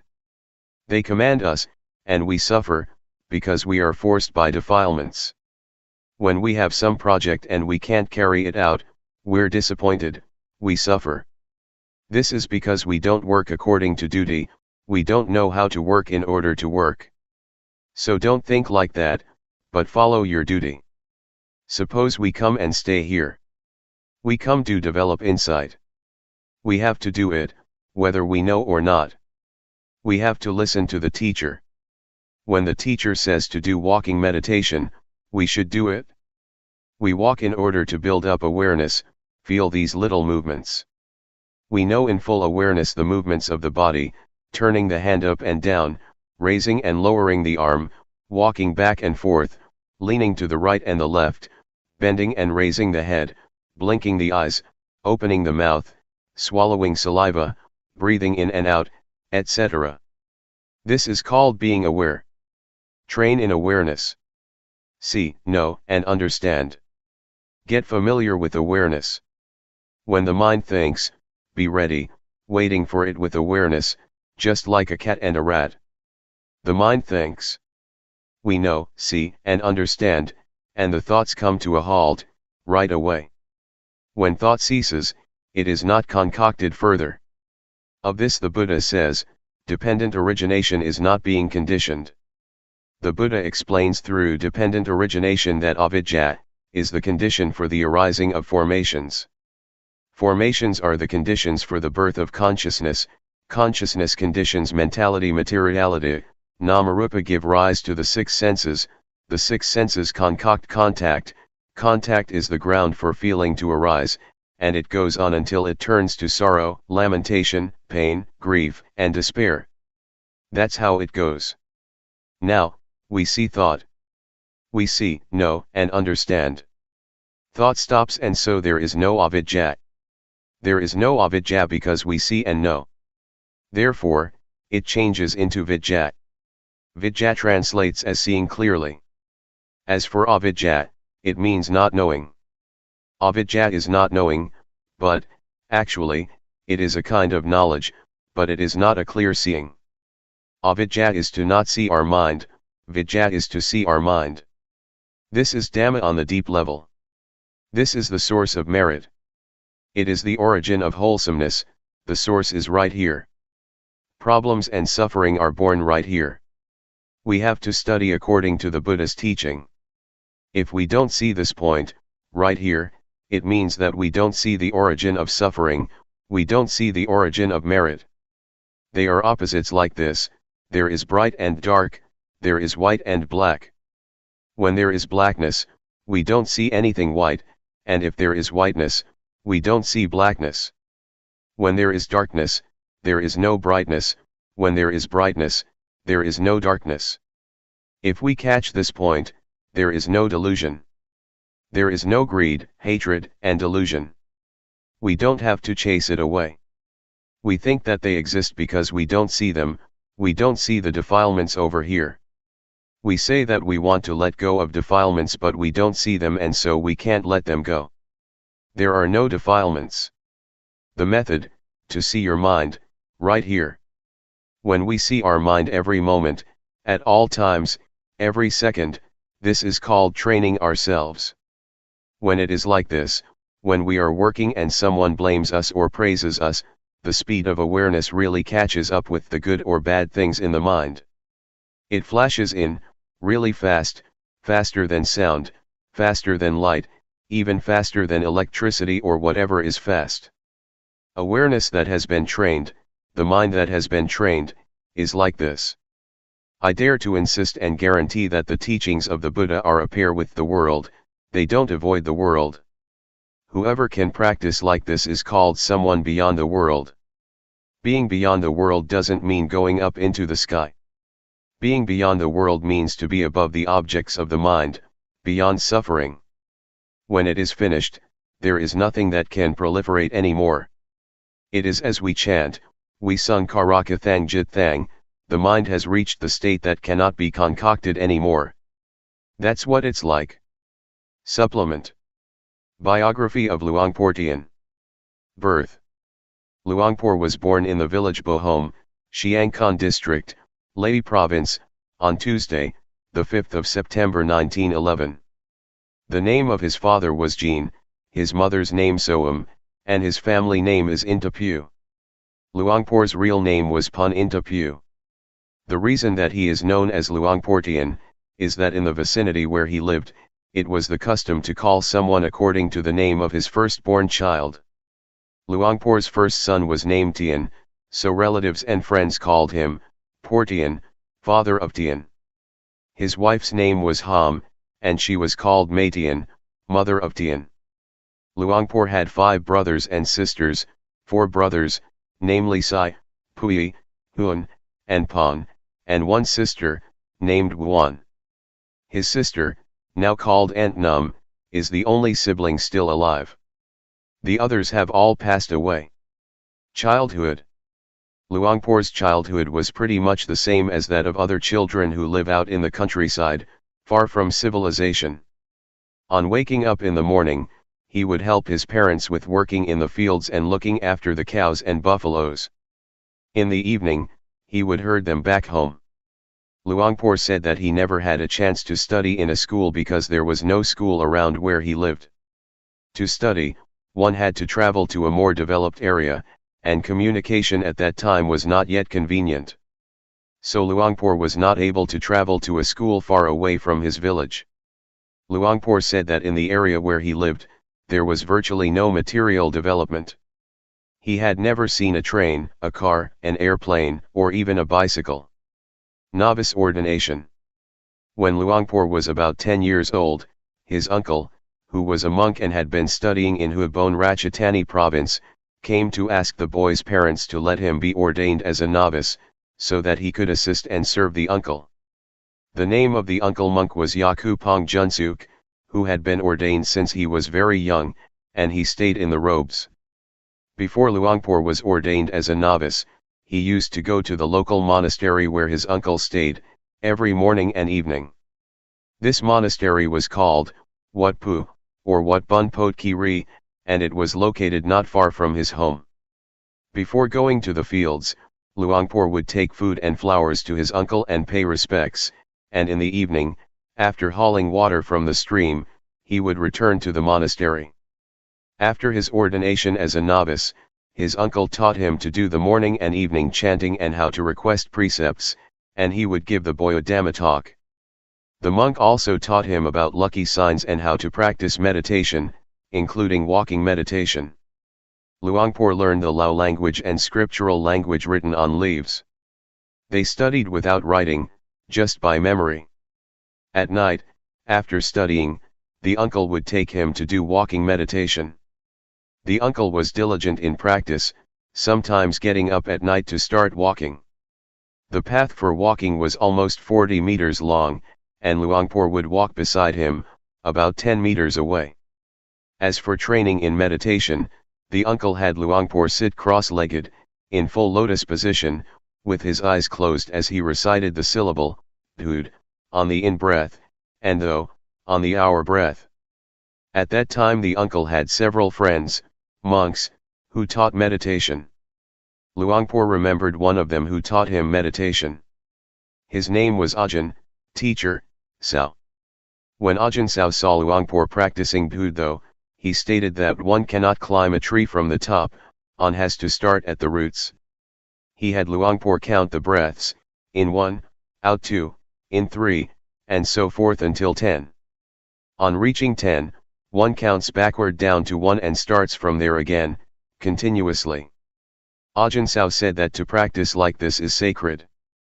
If one is stabbed he should practice like this and blow on the wound, the blood will immediately stop flowing. When one sleeps out in the forest, where there are tigers and ghosts, he should bless stones by practicing in this way that the monk taught, put them in a circle around oneself, and sleep in peace. The tigers and ghosts will be afraid and they will not dare to come close. Uncle taught Luangpor to concentrate on Agasana by using a circle drawn with the feet, about a meter away, and concentrate on it until one sees light. In the morning one should look at the sun without blinking until the eyes get used to looking at the sun. Uncle said that one who can do this is a fire-eyed hermit. When concentrating on someone, that person will collapse immediately, or one can create a fire through concentration. The uncle also had incantations to shorten the earth. Luangpor said that his uncle was a tall man with white skin, like a Westerner. When walking behind him, Luangpor had to run to keep up with him. Later, Luangpor realized that the incantation to shorten the earth was like this: uncle had long legs, and one stride of his would equal 3 of Luangpor's steps. Once, Luangpor went with his uncle to Laos, but because Luangpor was still a child, he cried whenever anyone talked about home. So, in the end he had to return back home. Luangpor was a novice, staying with his uncle for 1 year, and during that time he learned quite a few chants. This was because the uncle had studied in Huabone and he had studied chants from Cambodia as well. When Luangpor disrobed, he was sorry that he could not study more of these superstitions. At that time he wanted to be able to fly, become invisible, have the celestial eye and ear, shorten the earth and be invulnerable to attacks with knives and guns, just like his uncle. In those days, in that area, there was still considerable belief in ghosts. A boy was expected to know protective verses in order to look after himself and his family. His uncle had compassion on him and taught him seriously. First monk ordination. When Luangpor was 20 years old, he ordained again with his uncle. The head monk of Chiang Khon district was his preceptor. Luangpor trained in meditation and chanting with his uncle, as before. He learned nothing new but developed what he had learned already. Besides this, he traveled, which was a kind of training. He didn't understand the real purpose of it. He stayed at charnel grounds, fields close to villages, or in little huts in the fields close to villages, so that going on alms round was not too difficult. Lay life. Luangpor was a monk for 6 months and then disrobed. His mother had arranged for him to get married in his early 20s. His wife's name was Ham, a relative. Ham's mother was the younger sister of Luangpor's father. Both Luangpor and his wife had been fatherless from childhood. Luangpor stayed with his wife for a long time without having children, so they looked after the son of his wife's elder sister, who had divorced her husband. Later, Luangpor had 3 sons named Neam, Teean, and Theam. When Luangpor's first son was born, everyone called the father Por Neam. When Neam was 5 years old, he died, and Luangpor's name changed to what we are now all familiar with. Luangpor's second son, Teean, died about 2 years before Luangpor passed away. Incantations. Luangpor tells us that during the time that he was a householder, he used the incantations that he had learned from his uncle. Sometimes neighbors would ask him to act as a witch doctor, chasing off ghosts or curing sick people. At home, he was regarded as the protector of the family. At that time, he was still interested in magic and religious chanting, and he wanted to have psychic powers and be able to perform miracles. This was because certain stories from scriptures had an influence on him. He tried to accumulate more knowledge about magic. Having finished learning with his uncle, he searched for other teachers.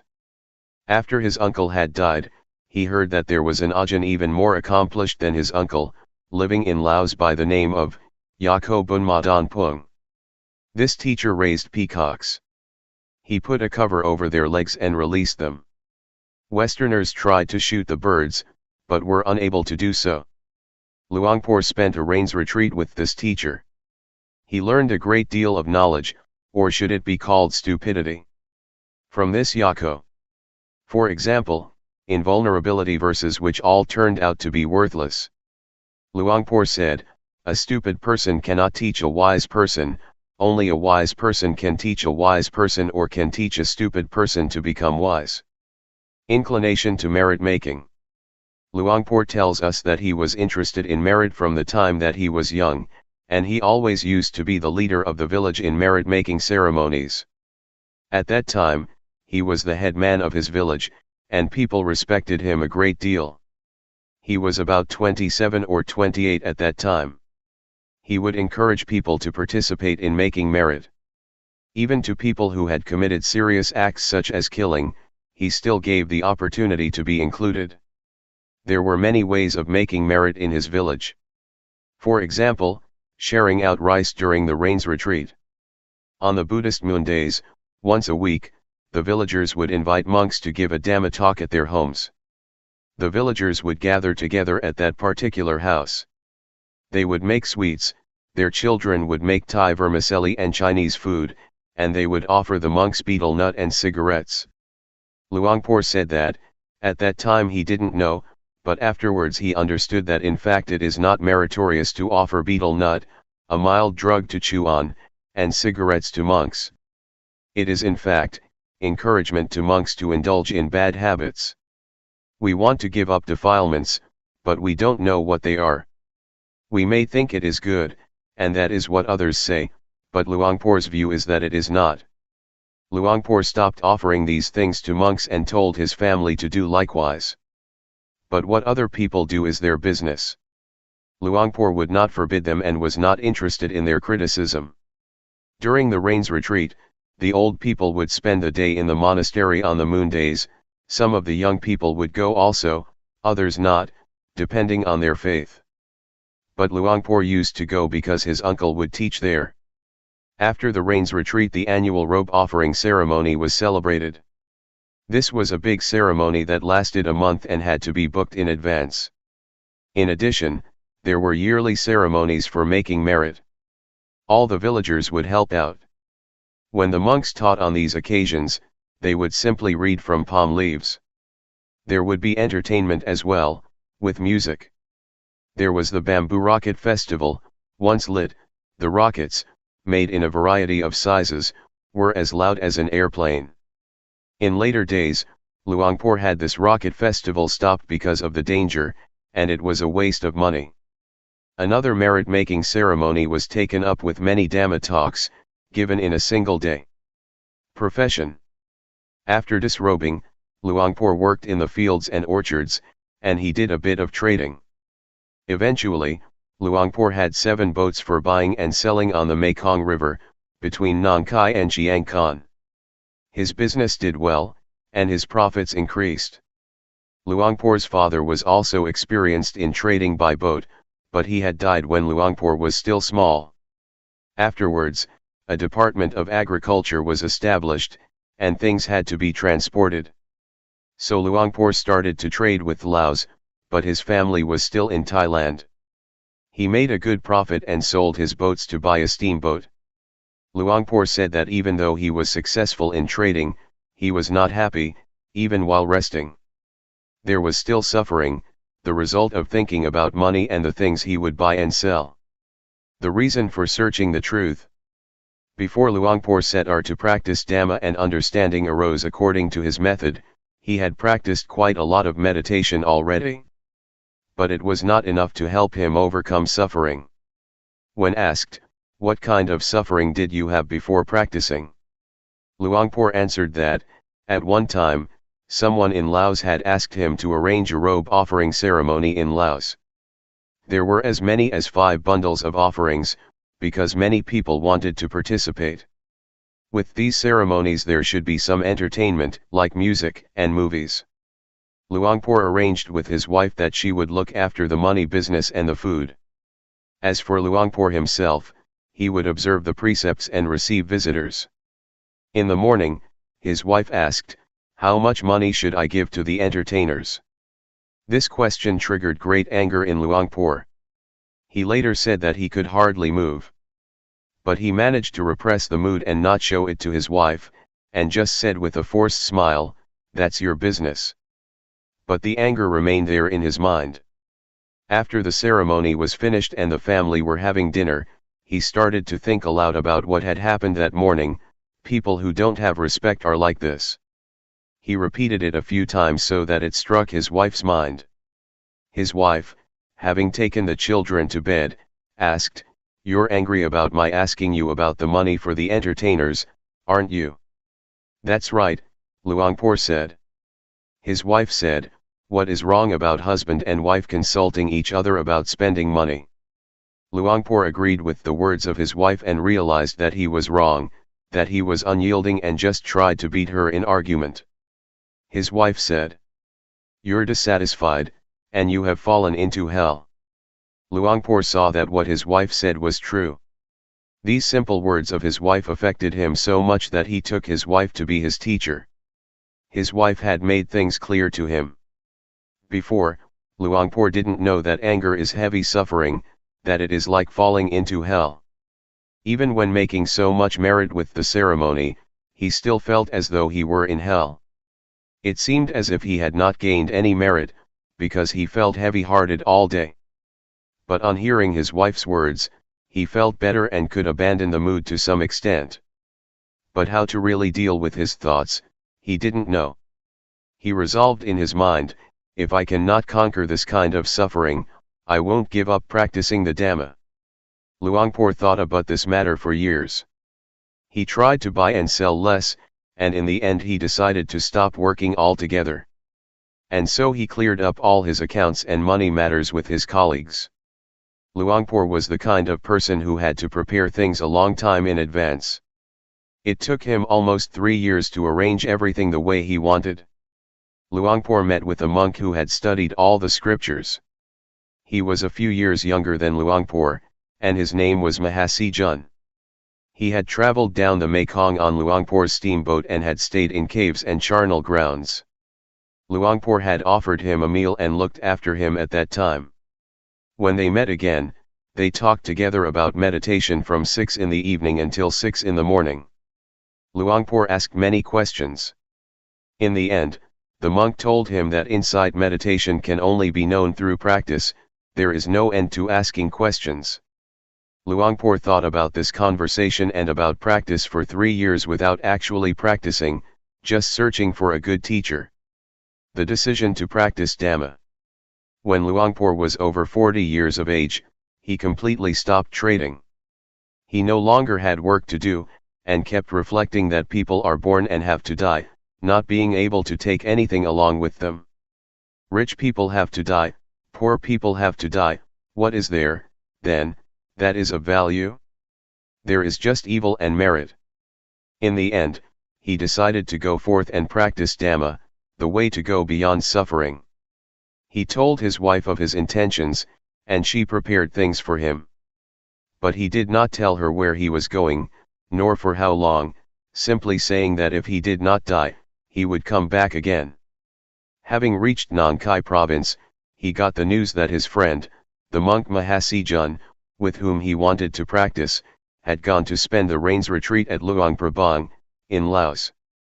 There was only Luangpor One Tong, who was a former assistant district officer, who, having retired, had ordained as a monk. There was another monk by the name of Pan, who checked people's progress in meditation with interviews. He was Laotian, and had learned the Dingning meditation practice, and the rising-falling practice, from Burma. When Luangpor arrived at the monastery, he hired some Vietnamese people to build him a hut. Luangpor said that he used to be a self-willed person, his clothes had to be nicely ironed, otherwise he didn't want to wear them. So he hired some people to do that and also to prepare food for him. Luangpor paid them 300 baht per month for that. But in the end, the monastery didn't agree with this, because other people might get the feeling that it is necessary to have money and hire people in order to practice Dhamma. So they suggested that Luangpor should offer the money up to be used for food expenses, for everyone who was practicing, including those ordained and those not ordained. Luangpor agreed but asked to have one person to iron for him, and bring him a hot drink with a biscuit in the morning. This, the monastery didn't object to. The meditator. During the time that Luangpor was practicing Dhamma, there were altogether about 30 meditators, 23 monks and 5 lay people, 2 men and 3 women 19 or 20 years old. As for the monks, they had all been ordained for several years, at least 2 years, some 5 years, 8 years, 12 years, or even 15 years. There was also a senior monk with a title, he did nothing but hammer nails into things. He pulled down one of the huts and repaired it, making lots of noise. Luangpor kept wondering when it was going to be finished.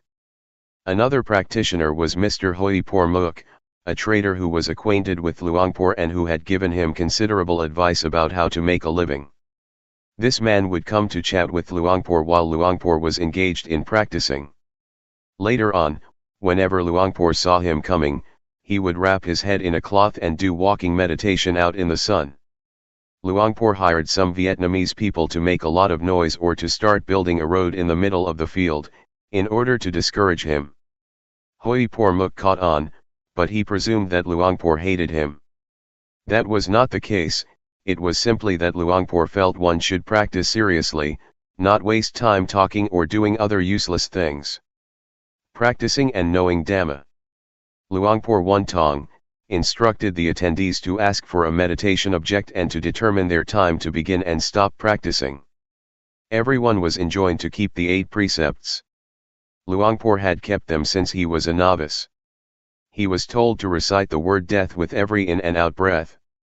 Luangpor tried out this method, death, death, death. He started to experience doubts. It was as if there were 2 people in his head. One would say, "What's the point of this? Let's go to sleep." Another voice said, "I came here to practice, didn't I?" It was madness. One moment he was diligent, and the next, he was lazy again. This practice was very similar to practicing Budo that he had done before. So, in the end, he decided to take a rest. In the morning, he got up, washed his face, brushed his teeth and started anew. Then, Luangpor really practiced. He didn't practice like the others, he was really serious and really determined. This time he practiced the Dingning method, using bodily movements, but without reciting the 2 words to label the movements. He was sitting when a scorpion fell on his leg, a mother with babies, they all ran about over his leg. Luangpor just watched. When the baby scorpions had all returned to their mother, Luangpor got a stick and let them climb onto one end. Taking hold of the other end, he laid down the stick outside. In the blink of an eye, Luangpor had insight. He understood materiality mentality, rupa dhamma, nama dhamma, rupa disease, nama disease. On knowing the latter, spiritual disease, he knew instability, impermanence and non-selfhood, not just knowing from the scriptures, but really knowing. Then, he understood convention. He realized how deluded he had been believing in all those silly verses and incantations to protect him, and make him invulnerable. So much so that tears rolled down his face. Next, he understood religion and Buddhism. Then evil and merit, i.e., he knew now that evil means stupidity, and darkness in the mind, and he knew that merit is to be clever, to know, to hold brightness in the mind that is clean, bright, peaceful, pure, and serene, the mind of the Buddha. This is what Luangpor knew in the morning. Actually, the knowledge he gained was even greater than this, but he only summarized it as topics.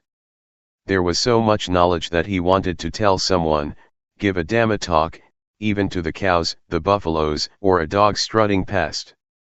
He was obviously caught up in defilements due to insight. At that time he didn't know what that was. Everyone has perception, and everyone thus has the ability to know, without exception. This is what he thought, and he felt like teaching people.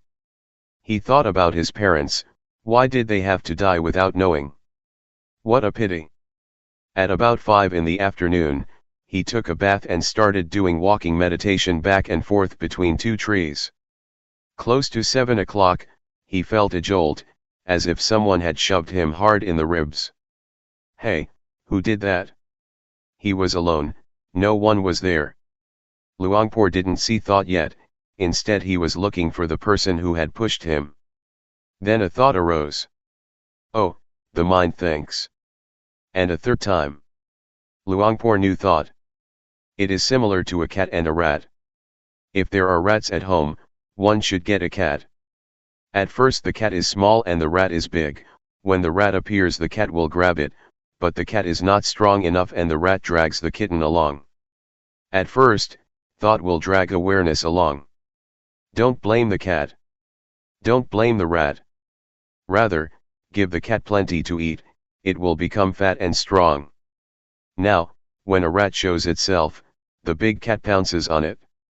That's the end of the rat. The rat dies of shock, and the cat eats the rat without any blood flowing. They say cats are more skillful than tigers. Luangpor watched his mind, and when thought arose, he saw it. When thought is seen, it stops. It's like a boxer entering the ring. There is no time to lose. Go for it. Don't rely on scriptures, the scriptures are within oneself. Luangpor knew the sensations of the various movements, moving the arms, the legs, the hands, the feet, the blinking of the eyes, looking to the right and to the left, raising and lowering the head, leaning to the right and to the left. He was aware he felt the movements, the swallowing of saliva, breathing in and out. Because knowing is very fast, one knows a lot. Suppose 10 people would touch Luangpor at the same time. He would know, really know, at the same time. It is knowledge all around. Luangpor knew, saw, and understood objective matter. It refers to literally everything. And he knew ultimate meaning. It is not knowing, it is seeing, understanding in a profound way, it means reality. And he saw changing conditions, the changing of states of people and animals, they alter. This is what he understood at that time. It all happened very quickly. Then, Luangpor saw greed, hatred, and delusion, not with his eyes but with his mind. A secret scar that others can't see but one does oneself. The scars of greed, hatred, and delusion in their mind that people don't know about. At the time that Luangpor was not at ease and had suffering when he was asked something by his wife, he didn't see it. He didn't see greed, hatred, and delusion. He felt heavy, even though he had practiced a great deal of meditation. So his meditation didn't give him knowledge. But maybe other people would. But practicing this way, there was understanding. There were still feelings, perception, volition, and consciousness, but no suffering because greed, hatred, and delusion couldn't concoct any more. In the time span it takes to snap one's fingers, Luangpor saw defilements, craving, clinging and kama. These 4 things faded. Suppose his weight was 100 kilos, it was as if 60 kilos had just dropped off him. Actually, it felt more like 80 kilos, leaving only 20. Becoming a noble one occurred at this point. Previously, Luangpor thought that being a noble one meant to shave the head and wear a brown robe, but now he realized that, even though he was wearing trousers, he had become a noble one already. This was about 7 o'clock at night. Luangpor was doing walking meditation, and rapture arose in him. He felt proud that he was now a noble one, or, one could say, an angel with heavenly sight. He saw, knew, and understood, he contacted it intimately, he could respect himself.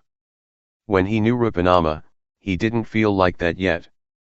But now, he thought to himself, this exists in oneself. Why didn't I search for it before, why didn't I make use of it before? He walked for a long time, lay down for a rest, and got up around 2 or 3 a.m. He lit some candles and put them on the side of his path for walking meditation.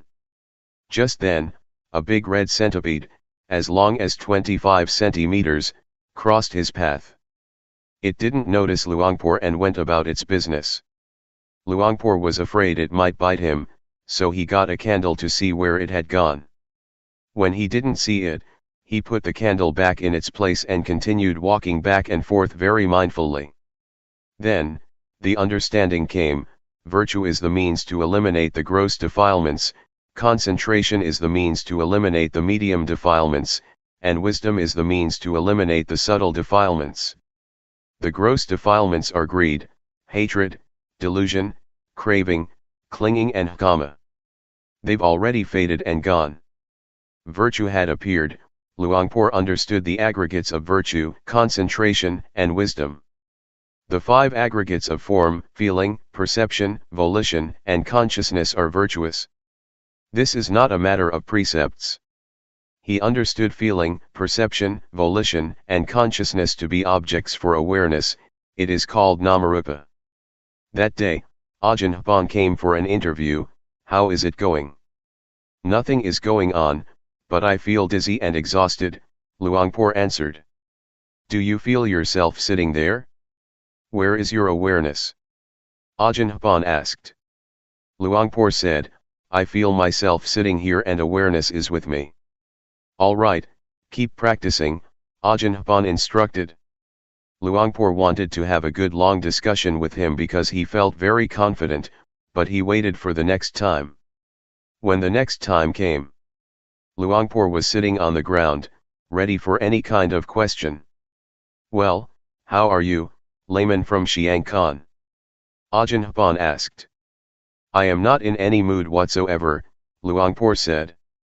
He knew that Ajahn Hpan wanted to hear of some problem so he could solve it. Why is there no mood, no obstacle, he inquired. Luangpor said, because I have no pains and nothing in my mind. Next, Ajahn Hpan asked, did any knowledge arise? Yes. What do you know? I know myself, Luangpor said. How is that?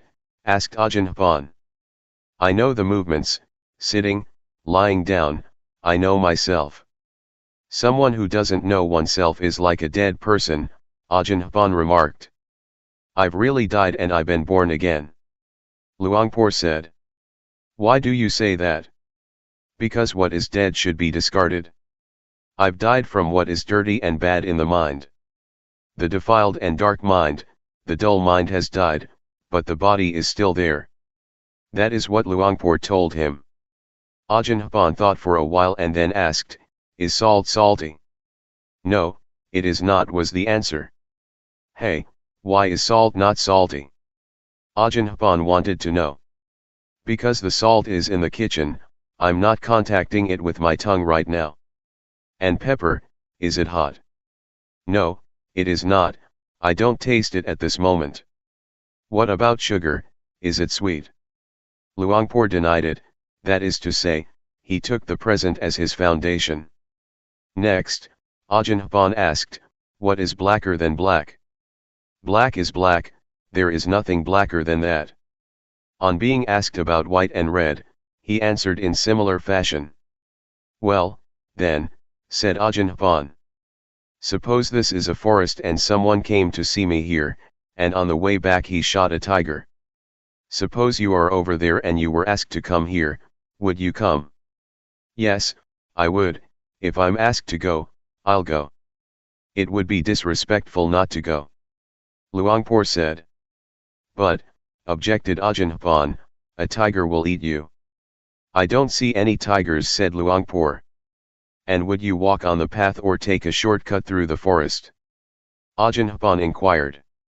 I wouldn't go through the forest. I would take the path.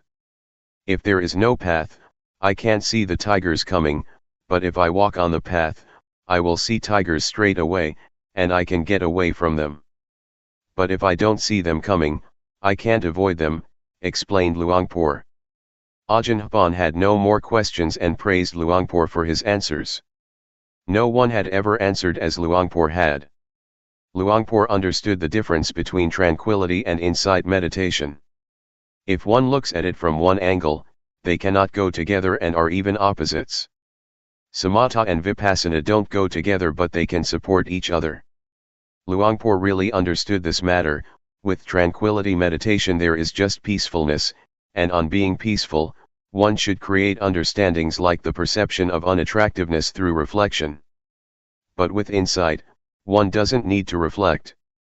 Teachers had told Luangpor that in order to practice insight meditation, one had to study 6 topics, namely, 1. The 5 aggregates, 2. The 12 senses, 3. The 18 elements, 4. The 22 faculties, 5. The 4 noble truths and 6. Dependent origination. Luangpor didn't study all that, because he had studied enough already. He knew many things since the time he was a novice. His uncle had taught him. But now, when he was practicing, the knowledge that arose was not just knowing from memory. It was not the same. Insight meditation destroys defilements on all levels, like a tractor, wherever it goes plants and trees, no matter how big, are all uprooted. Greed, hatred, and delusion are pulled out by the roots, defilement, craving and clinging are pulled out by the roots. Luangpor saw the cankers of sensuality, being, and ignorance. He saw that to be attached to peacefulness is what the canker of sensuality is about. As soon as he had seen them, it was as if a tractor pulled them out by the roots. The canker of being refers to being caught up in something. The words being and birth have deep meanings. They can mean the being and birth of the body, or they can mean spiritual being and birth. The word birth also has the connotation of the momentary arising of the sense of self, ego, or me. In other words, one identifies with what one is caught up in. Whatever one calls it, it is just convention. The tractor pulls all of it out by the roots. The canker of ignorance means to not know the truth, not knowing anything or just not knowing one's life. The tractor pulls it all out. Luangpor understood about evil and merit, where and how long one would be reborn, if one performed evil or meritorious actions by body, speech, or mind, or together. Luangpor was walking up and down at 5 a.m., and it was just as if he took his clothes off. He didn't really do that, of course, but he felt so light, as though he was walking about a meter above the ground. He saw his condition being broken. The state of arising passing was right there. Both the body and the mind returned to their original state. There was a break off. This state of arising passing is the most valuable thing. The essence of Buddhism exists in everybody. What happened to Luangpor, everyone must experience. Whether one realizes it or not, one has to come to this point. Everyone is going to die for sure. This is real, this is a truth. It cannot be otherwise, it doesn't alter. Whether one studies or not, whether one is rich or poor, we all have to die. Death is a sure thing, it is directly ahead of us. Everyone should study and practice in order to understand it. When one understands, one is truly at ease, and one will be ready to die at any time. One no longer has to plead with death, because it is fun, one is delighted to die in whatever way. One is not afraid of anything whatsoever. This is called seeing, knowing, and understanding the words of the teachers. Teachers used to say that the Buddha only cut his hair once, and it didn't grow after that. This doesn't refer to hair on the head, rather the mind returns to its original state, and the body returns to its original state. That is why it is not necessary to study about the 12 senses, the 18 elements, etc., etc.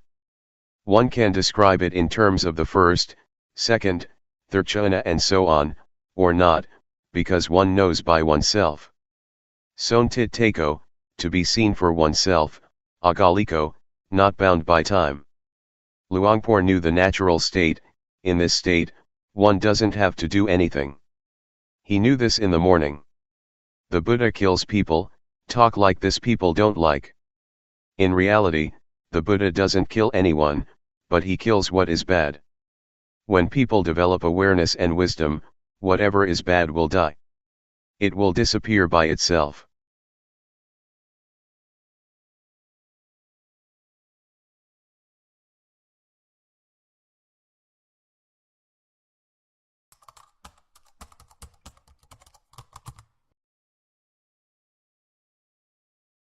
May all beings be at ease.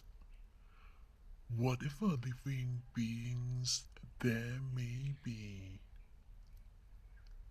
whether they are weak or strong, omitting none, the great or the mighty, medium, short or small, the seen and the unseen, those living near and far away, those born and to be born. May all beings be at ease.